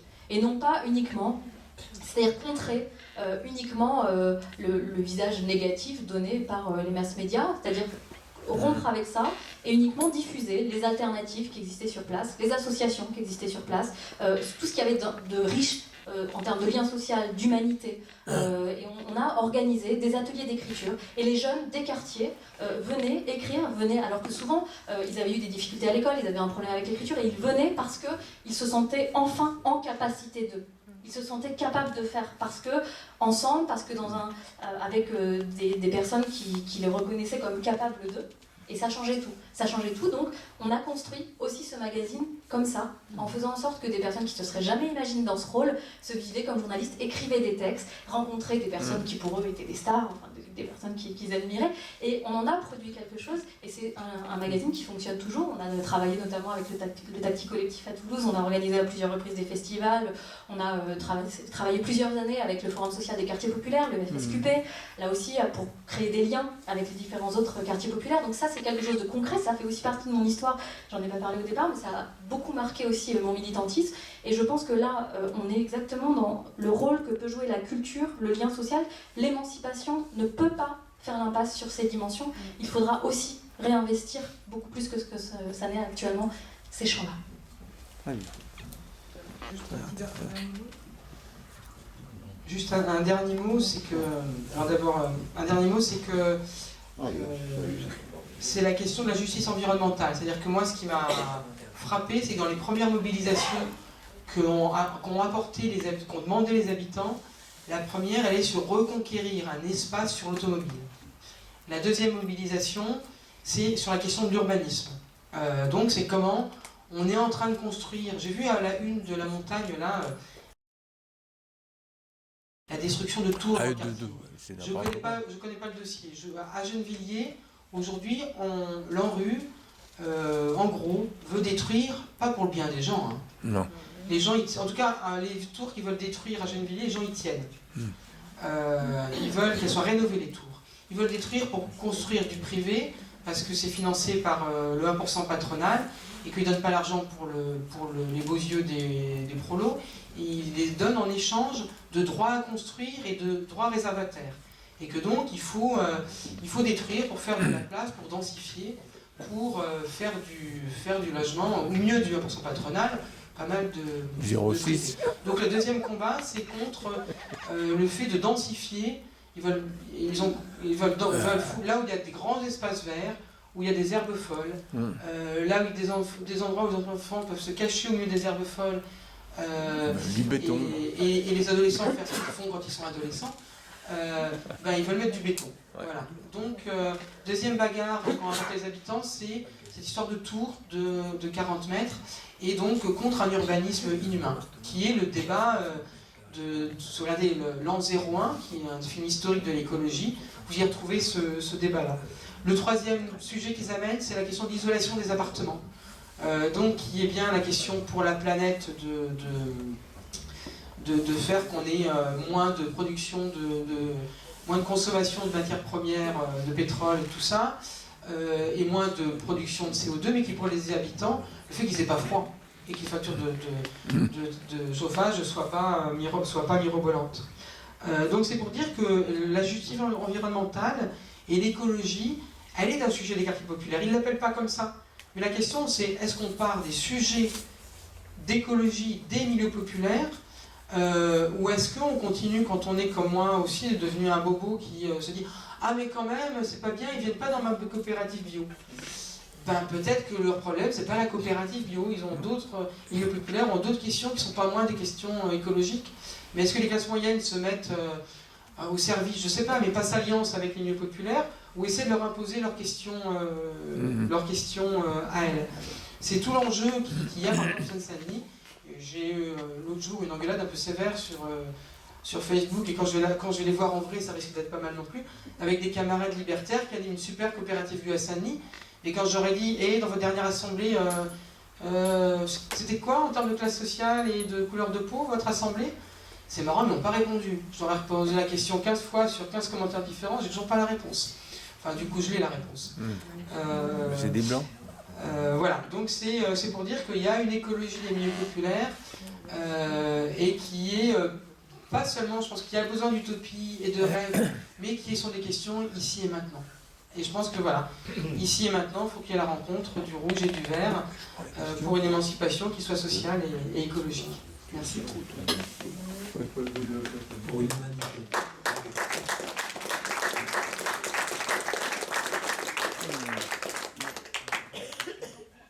Moi, je voulais répondre sur les quartiers populaires.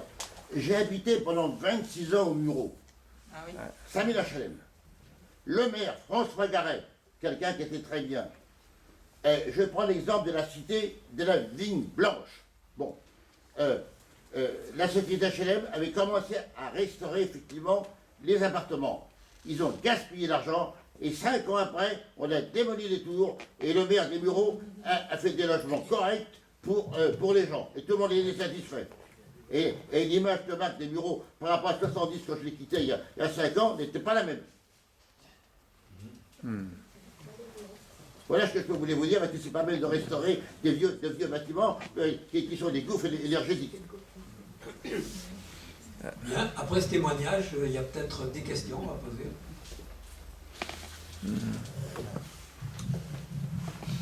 Pas une question. D'abord, je veux dire que je me régale de cette rencontre de ce soir. J'aurais un tas de choses à dire. Je vais me limiter un poil. J'ai écouté le débat entre Mélenchon et Noël Mamère, où justement a été évoqué Jacques Ellul. Et j'ai découvert la pensée d'Ellul, je le dis modestement, je ne la connaissais pas, je l'ai découvert à cette occasion. Et je voudrais rebondir là-dessus, parce que si j'ai bien compris, la pensée d'Ellul, tu l'as dit je crois, c'est la question de la technique et des outils qui prennent le pas sur le reste. Et je voudrais évoquer une question à ce propos qui m'a motivé du temps du Front de gauche. C'est le Front de gauche du numérique libre, où d'ailleurs j'avais rencontré une fille qui était à Ecorève, qui était Anita Rosenfeld, ou Rosenberg, Rosenfeld, c'est ça? Rosenberg, voilà. Et donc, je voudrais parler informatique, parce que justement, moi je pense que effectivement la technique, quand elle est aux mains des techniciens, n'est pas émancipatrice. Mais par contre, la science, oui, l'est, parce qu'elle permet de comprendre. Parce qu'elle permet, et notamment on a parlé d'éducation populaire, mais le problème de l'éducation de base est fondamental dans ce point de vue. Et justement, la science, il y a la physique, science du XXe siècle, qui a permis de comprendre les problèmes nucléaires, qui permet de faire comprendre aux gens quels sont les dangers du nucléaire. De la même façon, les sciences de la vie et de la terre permettent de comprendre les problèmes des OGM, etc. Et du danger de la manipulation du vivant, etc. Dans le domaine de l'informatique, qui est une science du XXe siècle, il n'y a rien. Il n'y a que les techniciens. Et l'éducation nationale a refusé de faire un enseignement de ces sciences du XXe siècle pour que les gens, justement, restent uniquement des consommateurs de la technique. Donc s'il y a une chose très importante, moi, à mon avis, à faire, alors que l'informatique est partout, c'est de faire un enseignement de cette science informatique avec des gens formés au niveau CAPES et agrégation, comme cela est fait dans la science physique ou les sciences de la vie et de la terre. Voilà cette chose-là. Donc, c'est ça que je veux dire à Jacques Ellul et aux autres. C'est pas la technique qu'il faut, c'est la science qui est émancipatrice. Voilà. Derrière le micro, derrière. Oh, sans micro, ça va aller. Non, parce qu'on... Mesdames, n'hésitez pas à prendre la parole aussi, il n'y a que des hommes là qui parlent. Oh, c'est pas gentil. C'est pas gentil maintenant. Moi, étudiant dans l'enseignement technique dans la fin des années 1950, il y a déjà quelques temps, on nous demandait de débattre. C'était une manière formatrice de nous apprendre à nous exprimer. Ça n'a pas marché sur tout le monde. Science sans conscience n'est que la ruine de l'âme. Ça veut dire que le progrès, s'il n'est pas contrôlé, et par qui doit l'être par nous, peut conduire à des excès irréversibles. Ça a conduit à un productivisme qui nous a tous ruinés, directement ou indirectement.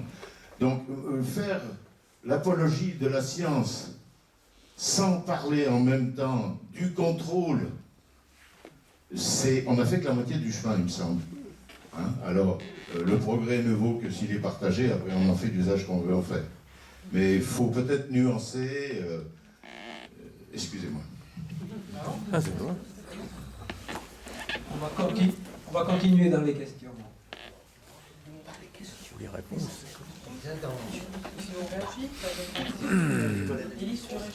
Alors, essayez de trouver une dame. S'il n'y a pas de questions, il y a des interventions. Moi, je veux bien intervenir. Qui veut parler? À la suivante. Ben, c'est elle, il y en a une.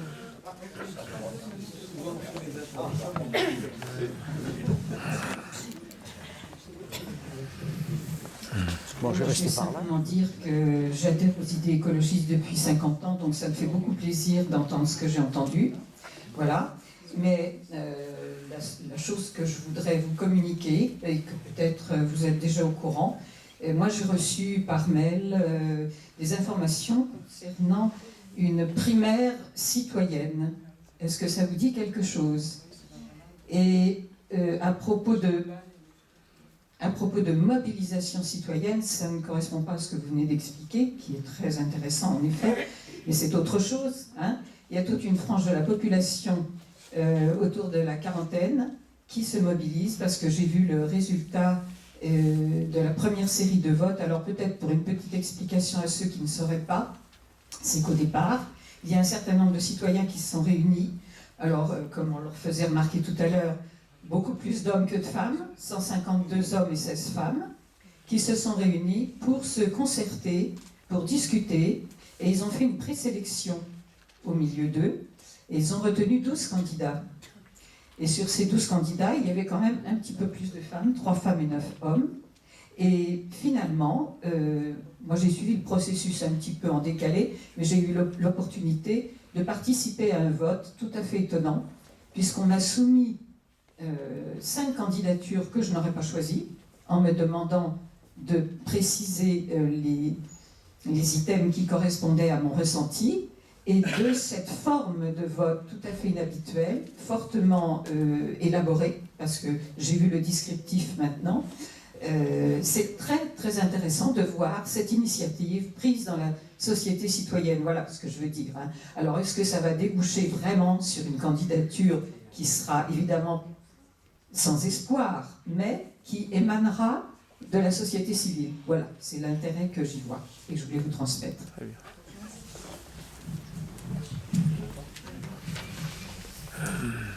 Comment s'appelle cette primaire, s'il vous plaît? La primaire.org. Tout simplement. Moi, je veux bien parler de l'écologie, parce que ça fait 45 ans que je suis dedans, alors je peux en parler. Bon. Bonjour, je me présente, je suis Jean-Marie Périnès, ça fait depuis 70 que j'ai milité dans l'écologie, j'étais avec le salon en 72, je vais monter, et puis j'ai fait toute la manif anti-nucléaire, donc tout ça, j'ai monté des groupes comme des associations pour développer les énergies renouvelables en Île-de-France. Donc, alors, puisque vous connaissez les Verts, donc, plus près du micro. oui, vous connaissez les Verts, donc vous connaissez leur position, en particulier en ce qui concerne Yannick Jadot, qui, je crois, est prêt aussi à s'associer avec les socialistes, si je ne me trompe pas. Non, il a dit non. Non. Puisque je me suis peut-être trompé, mais ceux qui font partie effectivement de la direction des Verts, en particulier celle qui a été tous les ministres, effectivement, eux et l'écologie, du moins ils ne s'en occupent pas beaucoup, c'est le moins qu'on puisse dire. Hein? Il y a un monsieur, là, vous auriez pu parler aussi de quelqu'un qui est un penseur, puisque vous parlez de protestantisme, de Landa del Vasto. Lanza. Oui. Parce que j'ai fait le Larzac, j'étais à Lausac, donc j'ai fait toutes les grandes manifs anti-nucléaires. Donc, quand c'est l'écologie, je connais. Et malheureusement, je dirais que actuellement, tout est à reconstruire. Et avec d'autres personnes que celles qu'il y a actuellement et qui se disent écologistes. La seule chose qui les intéresse, c'est les places. En particulier, M. Placé. Ah, il casse, hein. Voilà. Merci. Suivant. Voilà, suivant. Une autre question pour faire un tour de réponse si vous voulez. Oui. Ouais, j'ai primaire citoyenne, est-ce que ça va mettre sur le truc? Ouais, une petite réponse rapide sur l'écologie, là, sur l'interpellation. Donc, précision sur Jadot, spécifiquement, parce que vous m'interrogez là-dessus, j'avais pas particulièrement Oui, prévu d'en parler. pensais qu'il était, voilà. J'avais pas prévu d'en parler. Mais vous m'interrogez, non, c'est extrêmement clair qu'il n'y aura pas de sa part d'alliance avec les socialistes. C'est quelque chose qui est acté, que je peux confirmer, qu'on a, et notamment moi qui, ça a été dit en introduction, j'appartiens à ce qu'on appelle l'aile gauche du Parti écologiste, et effectivement c'était quelque chose qui n'était pas négociable pour nous. Ça faisait partie des choses qui, une alliance avec le gouvernement actuel, c'était pas quelque chose qui était envisageable. Donc ça, c'est quelque chose qui est évacué. Ensuite, de manière plus précise quand même, je réponds aussi sur les ministres, parce que c'est quelque chose qui revient souvent, si vous m'interrogez là-dessus. J'ai aussi fait partie de ceux qui, au sein de ELV, ont porté l'opposition à ce que ELV rentre au gouvernement. Je le précise, on a été un certain nombre à le faire, on n'avait pas été majoritaire en 2011 pour cette option. Et je pense que ça a été une erreur, je pensais que c'était une erreur, je pense toujours que c'était une erreur, qu'il n'aurait pas fallu se compromettre, parce que je pense que c'est ce qui s'est passé dans les faits. Et la difficulté pour nous, c'est qu'on reste finalement, aujourd'hui, ELV reste assimilé à des personnes qui, à mon avis, sincèrement, ont fait du mal à l'écologie et qui n'en font plus partie aujourd'hui. C'est-à-dire qu'ils sont partis, on est rentré dans une nouvelle phase, en réalité, au sein de ELV. Les personnes, comme vous dites, qui ont été ministres, etc., enfin, notamment récemment, hein, une de celles qui est rentrée le plus récemment au gouvernement, ne fait plus partie d'Europe Écologie Les Verts, mais on reste entaché, à cette image, et c'est vrai que c'est une vraie difficulté. Je pense que ça fait du mal à la politique, je pense que ça participe au désenchantement, et ça a été effectivement une séquence très difficile. Aujourd'hui, on est dans une phase de reconstruction, c'est clair, et je pense que la reconstruction, c'est ce que j'ai dit en introduction, ne se fera pas effectivement dans les cadres actuels. C'est ce que j'ai commencé par dire. Il faudra une reconstruction plus générale, et je pense, et là je réponds à la question qui a été posée tout à l'heure sur la primaire citoyenne, je pense que justement, reconstruire ne peut pas se faire aujourd'hui dans les cadres partisans actuels, mais ça passe justement par cette dimension citoyenne. Et vous avez raison, la primaire citoyenne, alors en tant que telle, il faudrait regarder effectivement ce qu'il y a derrière. Souvent, voilà, s'il n'y a pas d'instrumentalisation, etc., hein, voilà, faudrait regarder en détail. Mais de manière générale, ces initiatives citoyennes sont extrêmement positives. Je pense que plutôt que d'en avoir peur, plutôt que de a priori dire c'est dangereux, c'est négatif, je pense que c'est le signe de ce renouveau. Il y a une dimension citoyenne très forte, une demande citoyenne extrêmement forte qui vient finalement bousculer les partis traditionnels en disant il y a autre chose à construire. On en a marre des partis, c'est un peu ce qu'on vient d'entendre là, ils veulent que des places, il y a un côté extrêmement... voilà, c'est malsain. C'est vrai, il y a un côté malsain, il y a le côté désenchantement, désillusion même. On a le sentiment d'un milieu politique qui finalement est totalement orienté vers ces questions de place, de pouvoir, sans plus penser à la question de l'intérêt général, la question, et donc pour moi, la dimension citoyenne, c'est pour ça que quand j'ai parlé tout à l'heure de transformation au rapport politique, c'est d'abord ça. Ça veut dire arrêter de considérer les mobilisations citoyennes comme quelque chose finalement d'annexe ou qui doit être systématiquement mis sous la coupe d'un parti qui va récupérer après derrière. Non, il faut construire ensemble. Il faut se considérer les uns et les autres comme des citoyens avant tout, qui avons à construire une histoire commune et un avenir commun. Parce que la situation et le contexte est extrêmement difficile, on risque d'avoir en commun des luttes sociales, écologistes très fortes. Il faut pouvoir construire ces ponts. Bon, je vais faire écho à deux interventions. La première, c'est je ne connais pas les immeubles des Mureaux. Je vois où c'est, mais donc je ne peux pas dire si c'était pertinent ou pas. 78. C'est au centre de la Grande Avenue, presque à côté de la médiathèque. D'accord. Bah, quand je serai la prochaine fois, j'essaierai de... À côté, à droite. Vous pouvez rencontrer le maire François Garin, il est peut-être du PS, mais c'était avant tout un militant écologique et j'ai milité avec lui. D'accord. Et ma question que vous posez, du coup, c'est qui décide? Je vous donne deux exemples. Les Agnettes, qui est le quartier de Gennevilliers où on a des habitants à s'organiser. 6 petites tours. L'ANRU, la mairie dit, on est au début du processus de rénovation, donc on signe la ville va signer une première convention avec la ville, qui doit, avec l'État, donc l'ANRU, pour commencer juste la concertation, savoir ce qu'on va faire. Bon, je passe, en fait...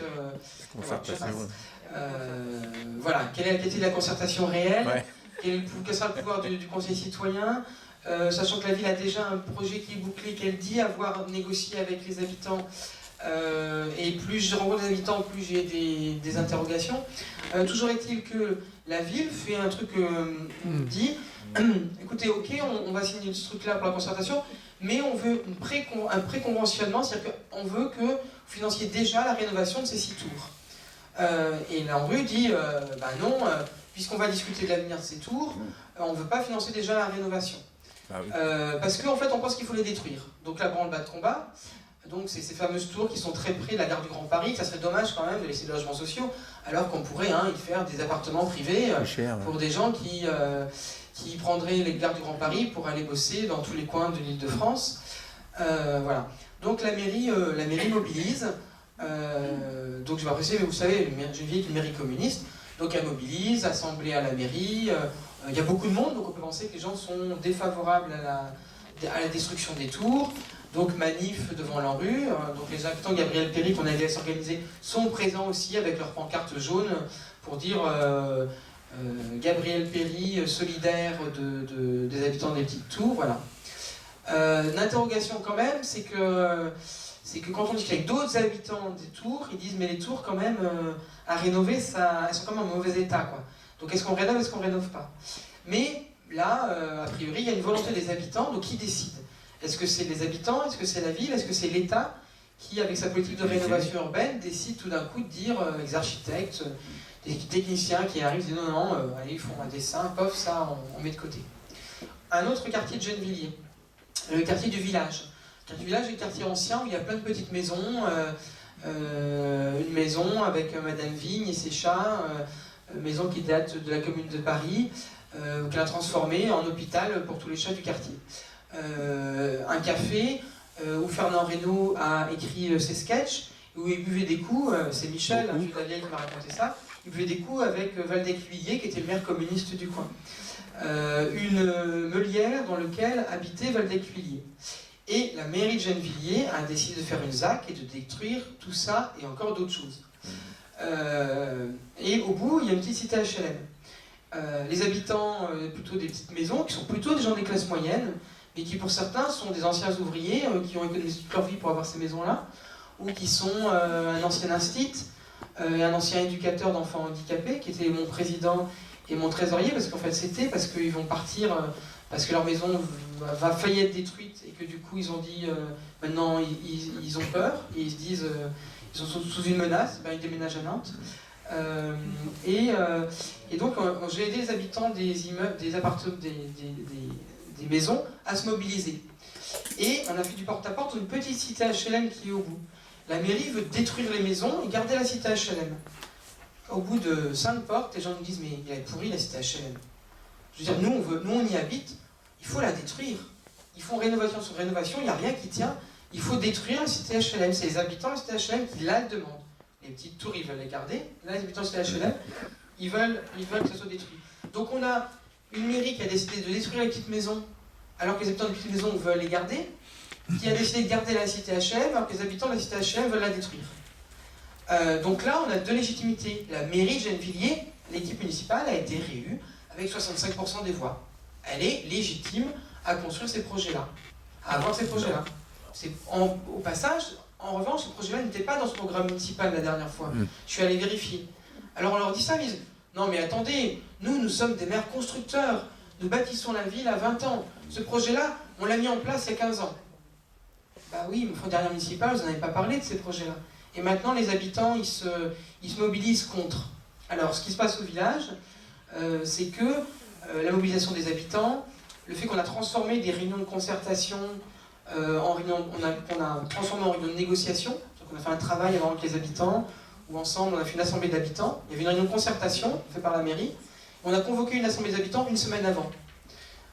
Et les habitants se sont mis d'accord sur leurs revendications.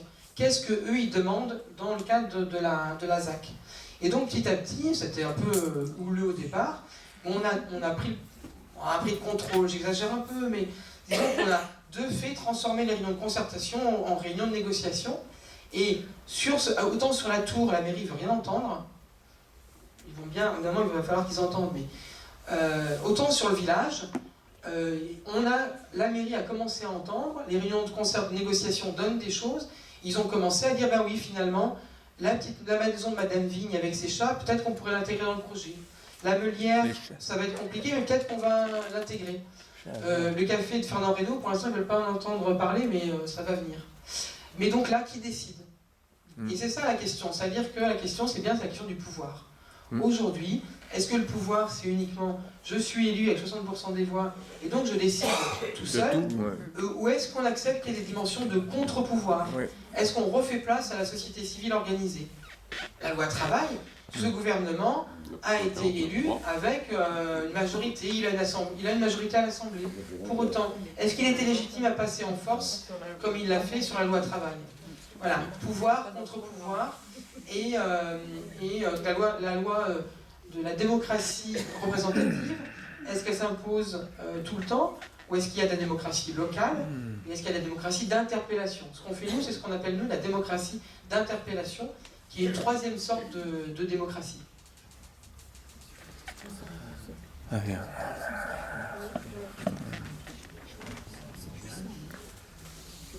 Après ces deux suppléments, on va dire,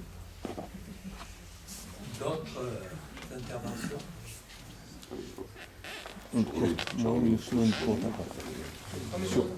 À la technique, je voulais répondre sur la technique. Trop tard, j'ai été long sur le chemin. Pile, alors. J'y vais. Il n'y a plus de pile. Non, mais sans micro. Sans micro, non, mais c'est moi. Ah, il n'y a plus de pile. Vas-y, il n'y a plus de pile. Bon, mais ça fait rien, je vais parler fort, c'est parce que la caméra enregistre, alors il faut que le son soit... Non, moi je voulais dire des choses qui se passent effectivement au point de vue local. Bon, avec Jean-Michel, là on est sur un ancien bassin minier de Doyer Besnay-Montvic. Bon, il y a plein de choses qui se passent. Et quand on rassemble les gens, non seulement ils acquièrent des connaissances, comme tu le disais, mais déjà il y a des richesses incroyables parmi les gens. L'autre jour, j'ai participé à une réunion à Montmarault, une centaine de personnes dans la salle. Le thème, c'était la construction d'une monnaie locale. Avec Jean-Pierre Plat, qui était venu de Toulouse pour nous parler du sol violette. Extraordinaire. Les richesses des questions et des interventions qu'il y a eu là-dessus. Donc, autour de cette monnaie locale, va se construire dans l'Allier des choses très, très intéressantes. On a avec Jean-Michel aussi des projets et avec d'autres, et notamment les agriculteurs bio, sur les problèmes de l'élevage dans l'ensemble du Bourbonnais rural, là, du bocage bourbonnais. Le marché. Voilà, il y a des marchés aussi, des marchés qui sont organisés avec des producteurs locaux. Il y a des AMAP, bien sûr, qui fonctionnent, on en a parlé. Il y a plein de choses qui se passent localement. Donc on est en plein dans ce qui était l'année dernière dans l'atelier, où il y a Pierre Dardot et Christian Laval qui sont venus parler du commun et du construire du commun. On est en plein là-dedans, localement. Donc il y a vraiment de l'espoir, hein, des choses qui sont en train de changer fondamentalement ce qui se passe dans la tête des gens et leur faire voir qu'il y a des possibilités effectivement de construire une autre société. Moi, juste une question que je pose, parce que il y a deux verres dans la salle.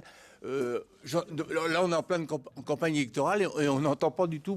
Moi, ce qui me préoccupe, c'est entre autres, c'est la fabrication des armes de destruction massive. On est le troisième fabricant d'armes. À Montluçon, on fabrique des missiles et tout ça. Et la bombe atomique, parce que moi, je suis contre le nucléaire aussi, mais c'est un aspect qu'on parle jamais. Voilà, je voudrais qu'on l'aborde aussi, parce que même... hein. Et bon, moi je pense pas qu'avec l'OTAN on va faire de l'écologie non plus, quoi. Moi je vais lire deux mots sur la dépendance négative. Dépendance négative. Oui, sur la dépendance négative, on n'est pas assez... enfin, quand on... alors là, je regarde pas trop souvent, parce qu'on est très dépendant de la télévision, à notre corps défendant, mais c'est comme ça. La 2 et la 3, par exemple, qui font des émissions sur la primaire de la droite, que j'appelle les 7 salopards. C'est pas un western, hein. C'est un peu ça, quand même. C'est inadmissible, c'est une primaire de parti, même si c'était ouvert, etc. Pourquoi la télévision publique nous abreuve avec ces saloperies-là? Et ils font la même chose avec la primaire du PS. Hein. Eh bien, moi je dis, on n'est pas assez virulent là-dessus. Ouais, il faut qu'on monte une association qui dit maintenant on ne payera plus la redevance. Et quand il y aura une télévision pluraliste, eh ben, on repayera la redevance. Moi j'en suis là. Alors, deuxième point, c'était sur l'écologie. On est dans un bassin industriel où il y a l'ex-usine Rhône-Poulain qui s'appelle aujourd'hui Adiceo, où le syndicat CGT, pour ne pas le nommer, a dénoncé les cancers du rein. Alors je ne suis pas spécialiste, il y a un ancien médecin du travail dans la salle, il peut prendre la parole s'il veut. Et puis il y a un autre responsable syndical qui était de chez Rhône-Poulain Adiceo qui pourra aussi prendre la parole. Simplement, je voulais dire, et on a aussi l'usine sur Montluçon qui s'appelle Environnement Recycling, où il y a tout un tas de saloperies, les gars travaillent dans la poussière, ils ne se voient pas à 3 mètres, ils ne se voient pas, etc. Entreprise qui a été financée par notre pognon, etc., l'argent public. Hein. Donc, moi, ce que je voulais dire, c'est que l'écologie, elle commence aussi au pied de la machine. Et c'est vrai que les patrons, c'est la course au profit, c'est la course à la rentabilité, et ça se fait au détriment des salariés dans les entreprises. Alors, on supprime des emplois, on les a écoutés, là, les 7 salopards qui nous parlent de la retraite à 65 ans. Alors, moi, j'ai écouté un petit truc sur Mélenchon sur Internet, où il explique très bien, mais il dit, attendez, la retraite à 65 ans, avec la génération qui vient, ils auront 4-5 ans de chômage déjà. Alors, bon, hein, c'est ce que je disais, pas tous, mais c'est beaucoup, malheureusement. Donc, ça veut dire que ça sera la retraite à 70 ans. Et il n'y a plus aucun patron qui embauche au-delà de 55 ans, même 50 ans. D'ailleurs, et je suis bien placé pour le savoir, j'ai commencé à 55 ans d'avoir mal à une hanche. D'accord? Et après, ça passait la deuxième. Donc, on n'est plus bon à rien. Enfin, bon, plus bon à rien, non, mais pour travailler des fois dur à l'entreprise, un gars qui travaille dans les travaux publics, qui a mal aux hanches, eh ben, faut pas déconner, quoi. Voilà, c'est ça le capitalisme. Et il faut combattre à tout prix, quoi. Au suivant, s'il vous plaît. Il n'y a pas de ça. Je pense que les intervenants vont répondre. Il y a encore des interventions? Alors, quelqu'un veut s'exprimer encore? Moi, je dirais quelque chose sur la bombe atomique. Non, mais il y a une dame là. Laisse parler les dames. Merci. C'est un petit truc qui me chiffonne quand vous mettez en exergue un peu l'exemple des AMAP. Parce que je m'excuse, tu as dénoncé l'entre-soi. Les AMAP, alors là, c'est typique de l'entre-soi. Plus près du micro, Lise. Oui, excuse-moi.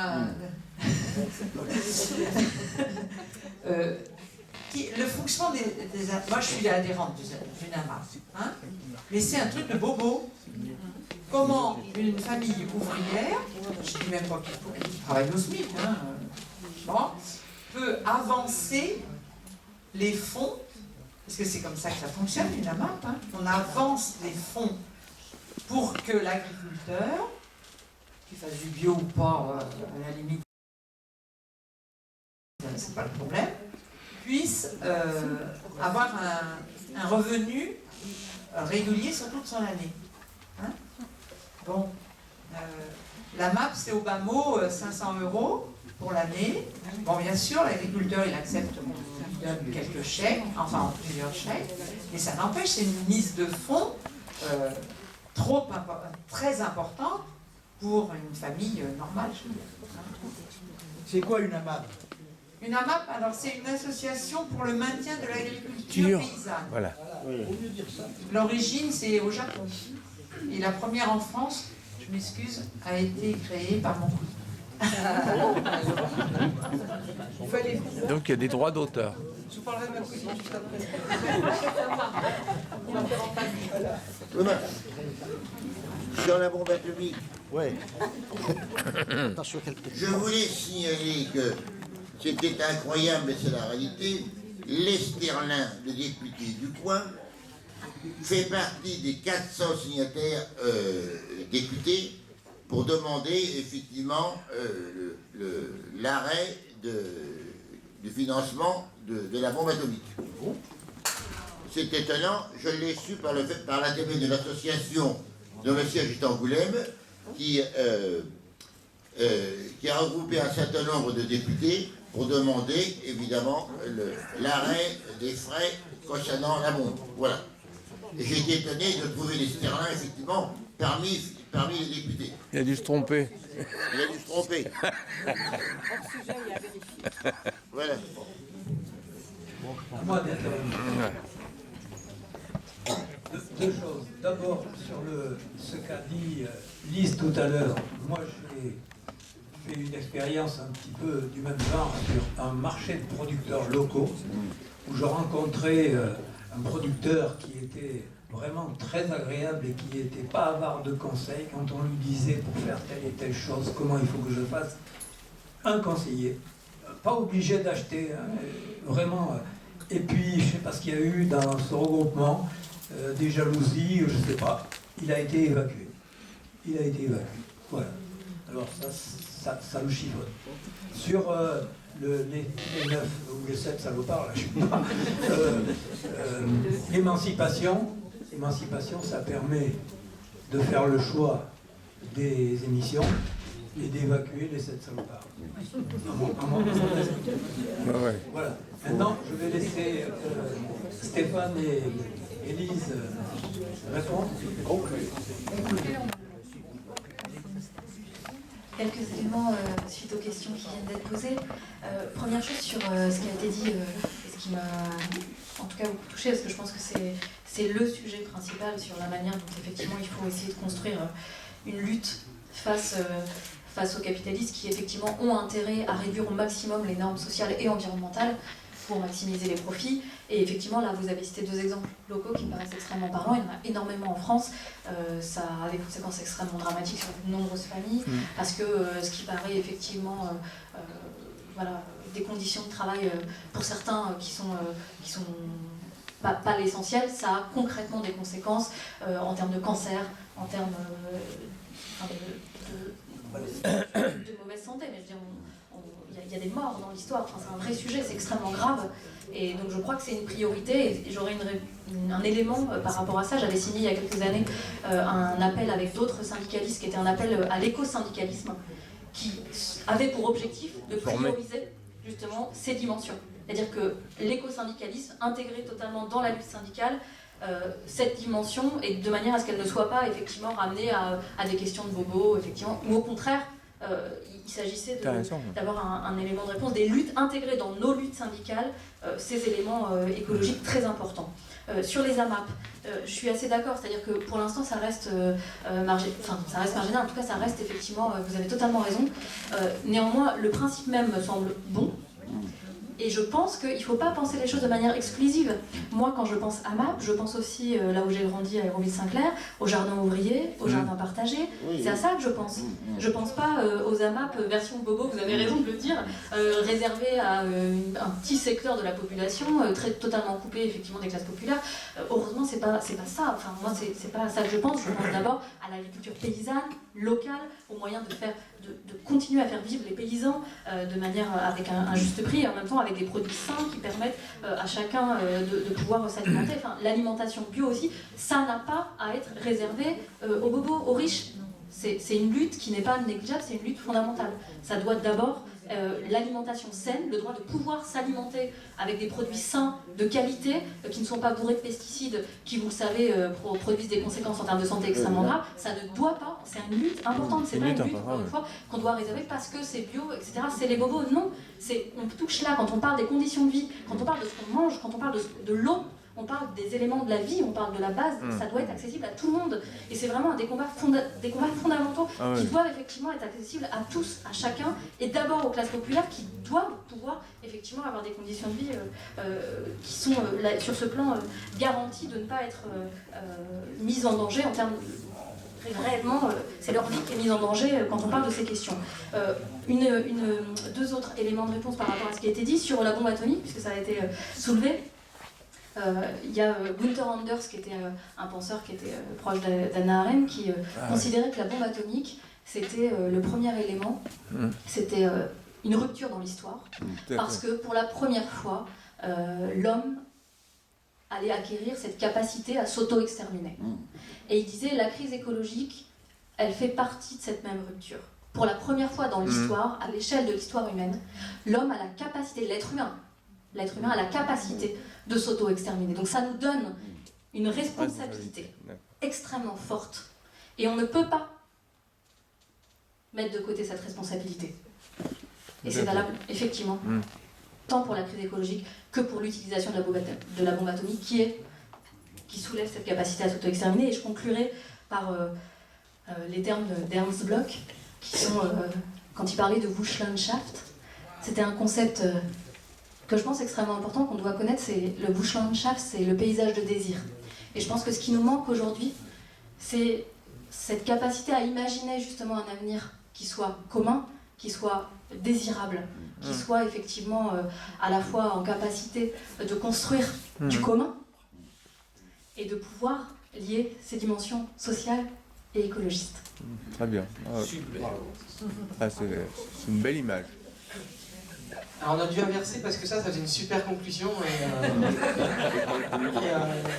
J'essaie de trouver un mot sympa comme ça. Pas l'allemand, l'autre. J'ai fait l'allemand, mais j'ai un peu tout oublié. Sur les AMAP, c'est une vraie question. C'est-à-dire qu'en soi, je pense que le principe est bon. Je pense que ça a un rôle aussi, on n'a pas assez parlé du rôle des minorités actives, mais l'idée c'est que ce qu'on a à changer, c'est la culture aussi majoritaire. Et que les minorités actives, c'est des groupes de 2 à 3% de la société.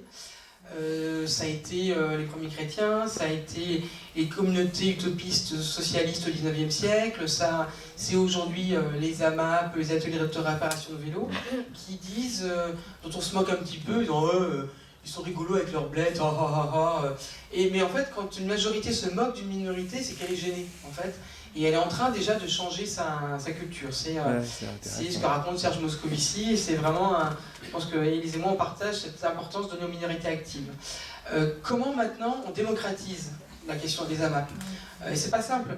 Nous on a monté à la Maison Verte, le centre social où j'étais, une coopérative alimentaire. Il y a une chose qu'on a réussi, une chose qu'on a ratée. Une chose qu'on a ratée, c'est qu'on a passé beaucoup de temps à présenter le projet aux familles du soutien scolaire, aux familles des cours de français, etc. Et personne n'est venu. Ce qu'on a réussi, c'est qu'on a fait une caisse de solidarité, c'est-à-dire qu'il y a un monsieur, la coopérative s'appelle l'Indépendante, il y a Monsieur l'Indépendant, c'est-à-dire que toutes les personnes qui ont un peu plus de sous mettent des sous sur la caisse de Monsieur l'Indépendant, et les gens qui n'ont pas de sous, du coup, peuvent se payer des choses qu'ils ne peuvent pas se payer.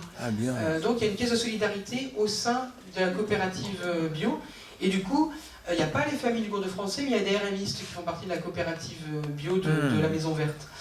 Dans le Nord, les paniers bio sont accueillis par les centres sociaux. Il y a un très bon film, vous pouvez le récupérer, de la Fédération nationale d'agriculture biologique, qui montre les expériences dans le Nord, où les paniers bio sont récupérés par le centre social.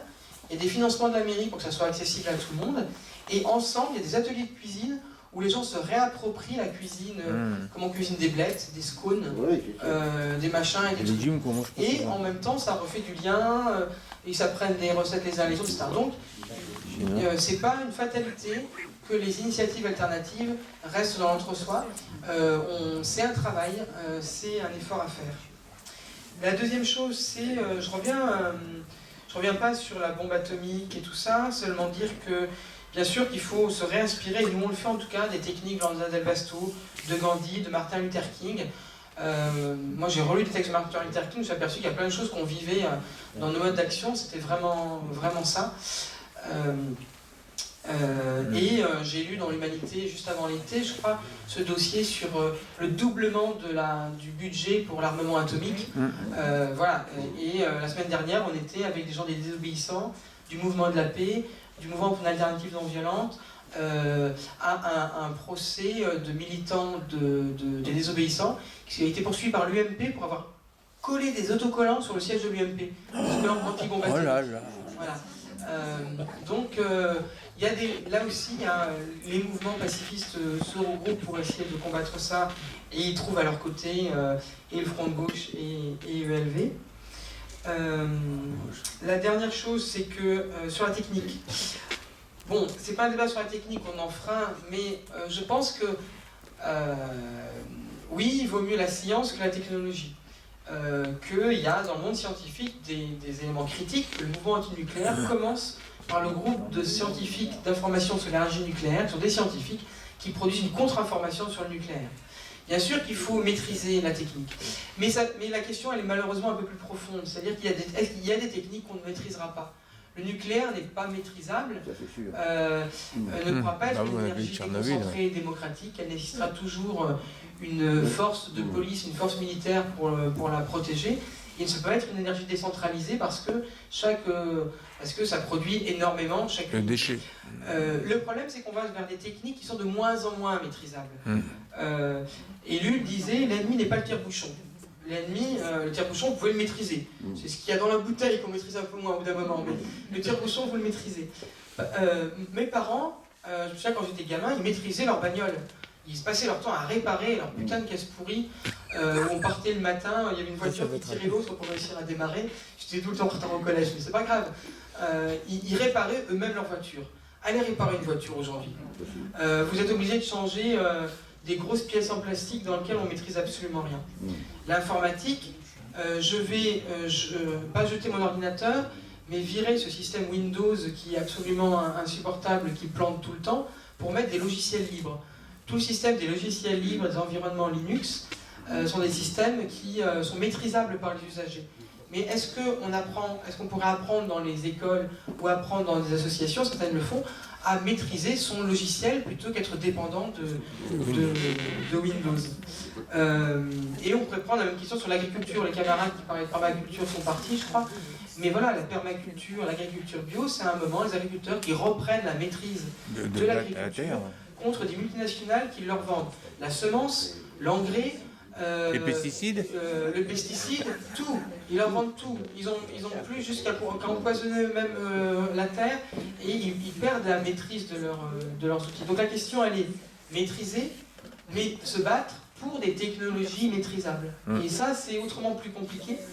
Et il y a aujourd'hui tout un mouvement autour de l'association Sciences Critiques, qui sont des amis d'argent qui sont partis dans la revue Ecorev, l'association Technologos, qui se battent pour des financements publics qui permettent des collaborations entre le scientifique et la société civile pour des technologies maîtrisables. Et ça, c'est vraiment quelque chose d'avenir. Et je termine en disant que si vous voulez en savoir plus sur ce qu'on fait à Gennevilliers, là-bas dans les papiers, il y a quelques petits documents qui vous montrent des choses et qui vous racontent des choses.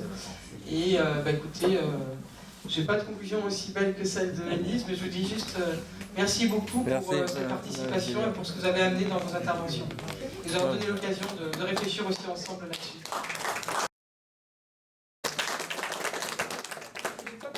Avant de nous séparer, j'ai trois choses à vous dire. D'abord, la prochaine rencontre de l'atelier aura lieu le 9 septembre à 18h. Décembre. Ouais. À 18h, salle Robert Lebourg, avec comme thème « La poésie sauvera le monde ». Avec Jean-Pierre Siméon, poète, directeur artistique du Printemps du Poète. Deuxième chose, j'insiste sur la nécessité de voir l'action de l'atelier se pérenniser. Et j'espère que sur ce point, et j'en suis sûr, j'aurai un accord unanime. Donc, pour pérenniser l'action de l'atelier, dans le monde d'aujourd'hui, il n'y a qu'une solution, c'est vous qui pouvez le faire. c'est-à-dire mettre un billet dans la boîte là-bas. Et la troisième chose, enfin, je veux remercier encore Élise et Stéphane. Ah ouais, bien. Et je vous invite notamment à acquérir les ouvrages que Stéphane a produits. Il se fera un plaisir de vous les dédicacer et en même temps, vous lui donnerez envie de revenir nous voir. Mais avec Élise, bien sûr.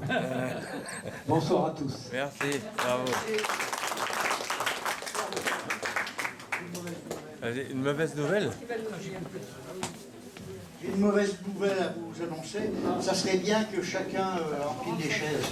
C'est pas une mauvaise nouvelle.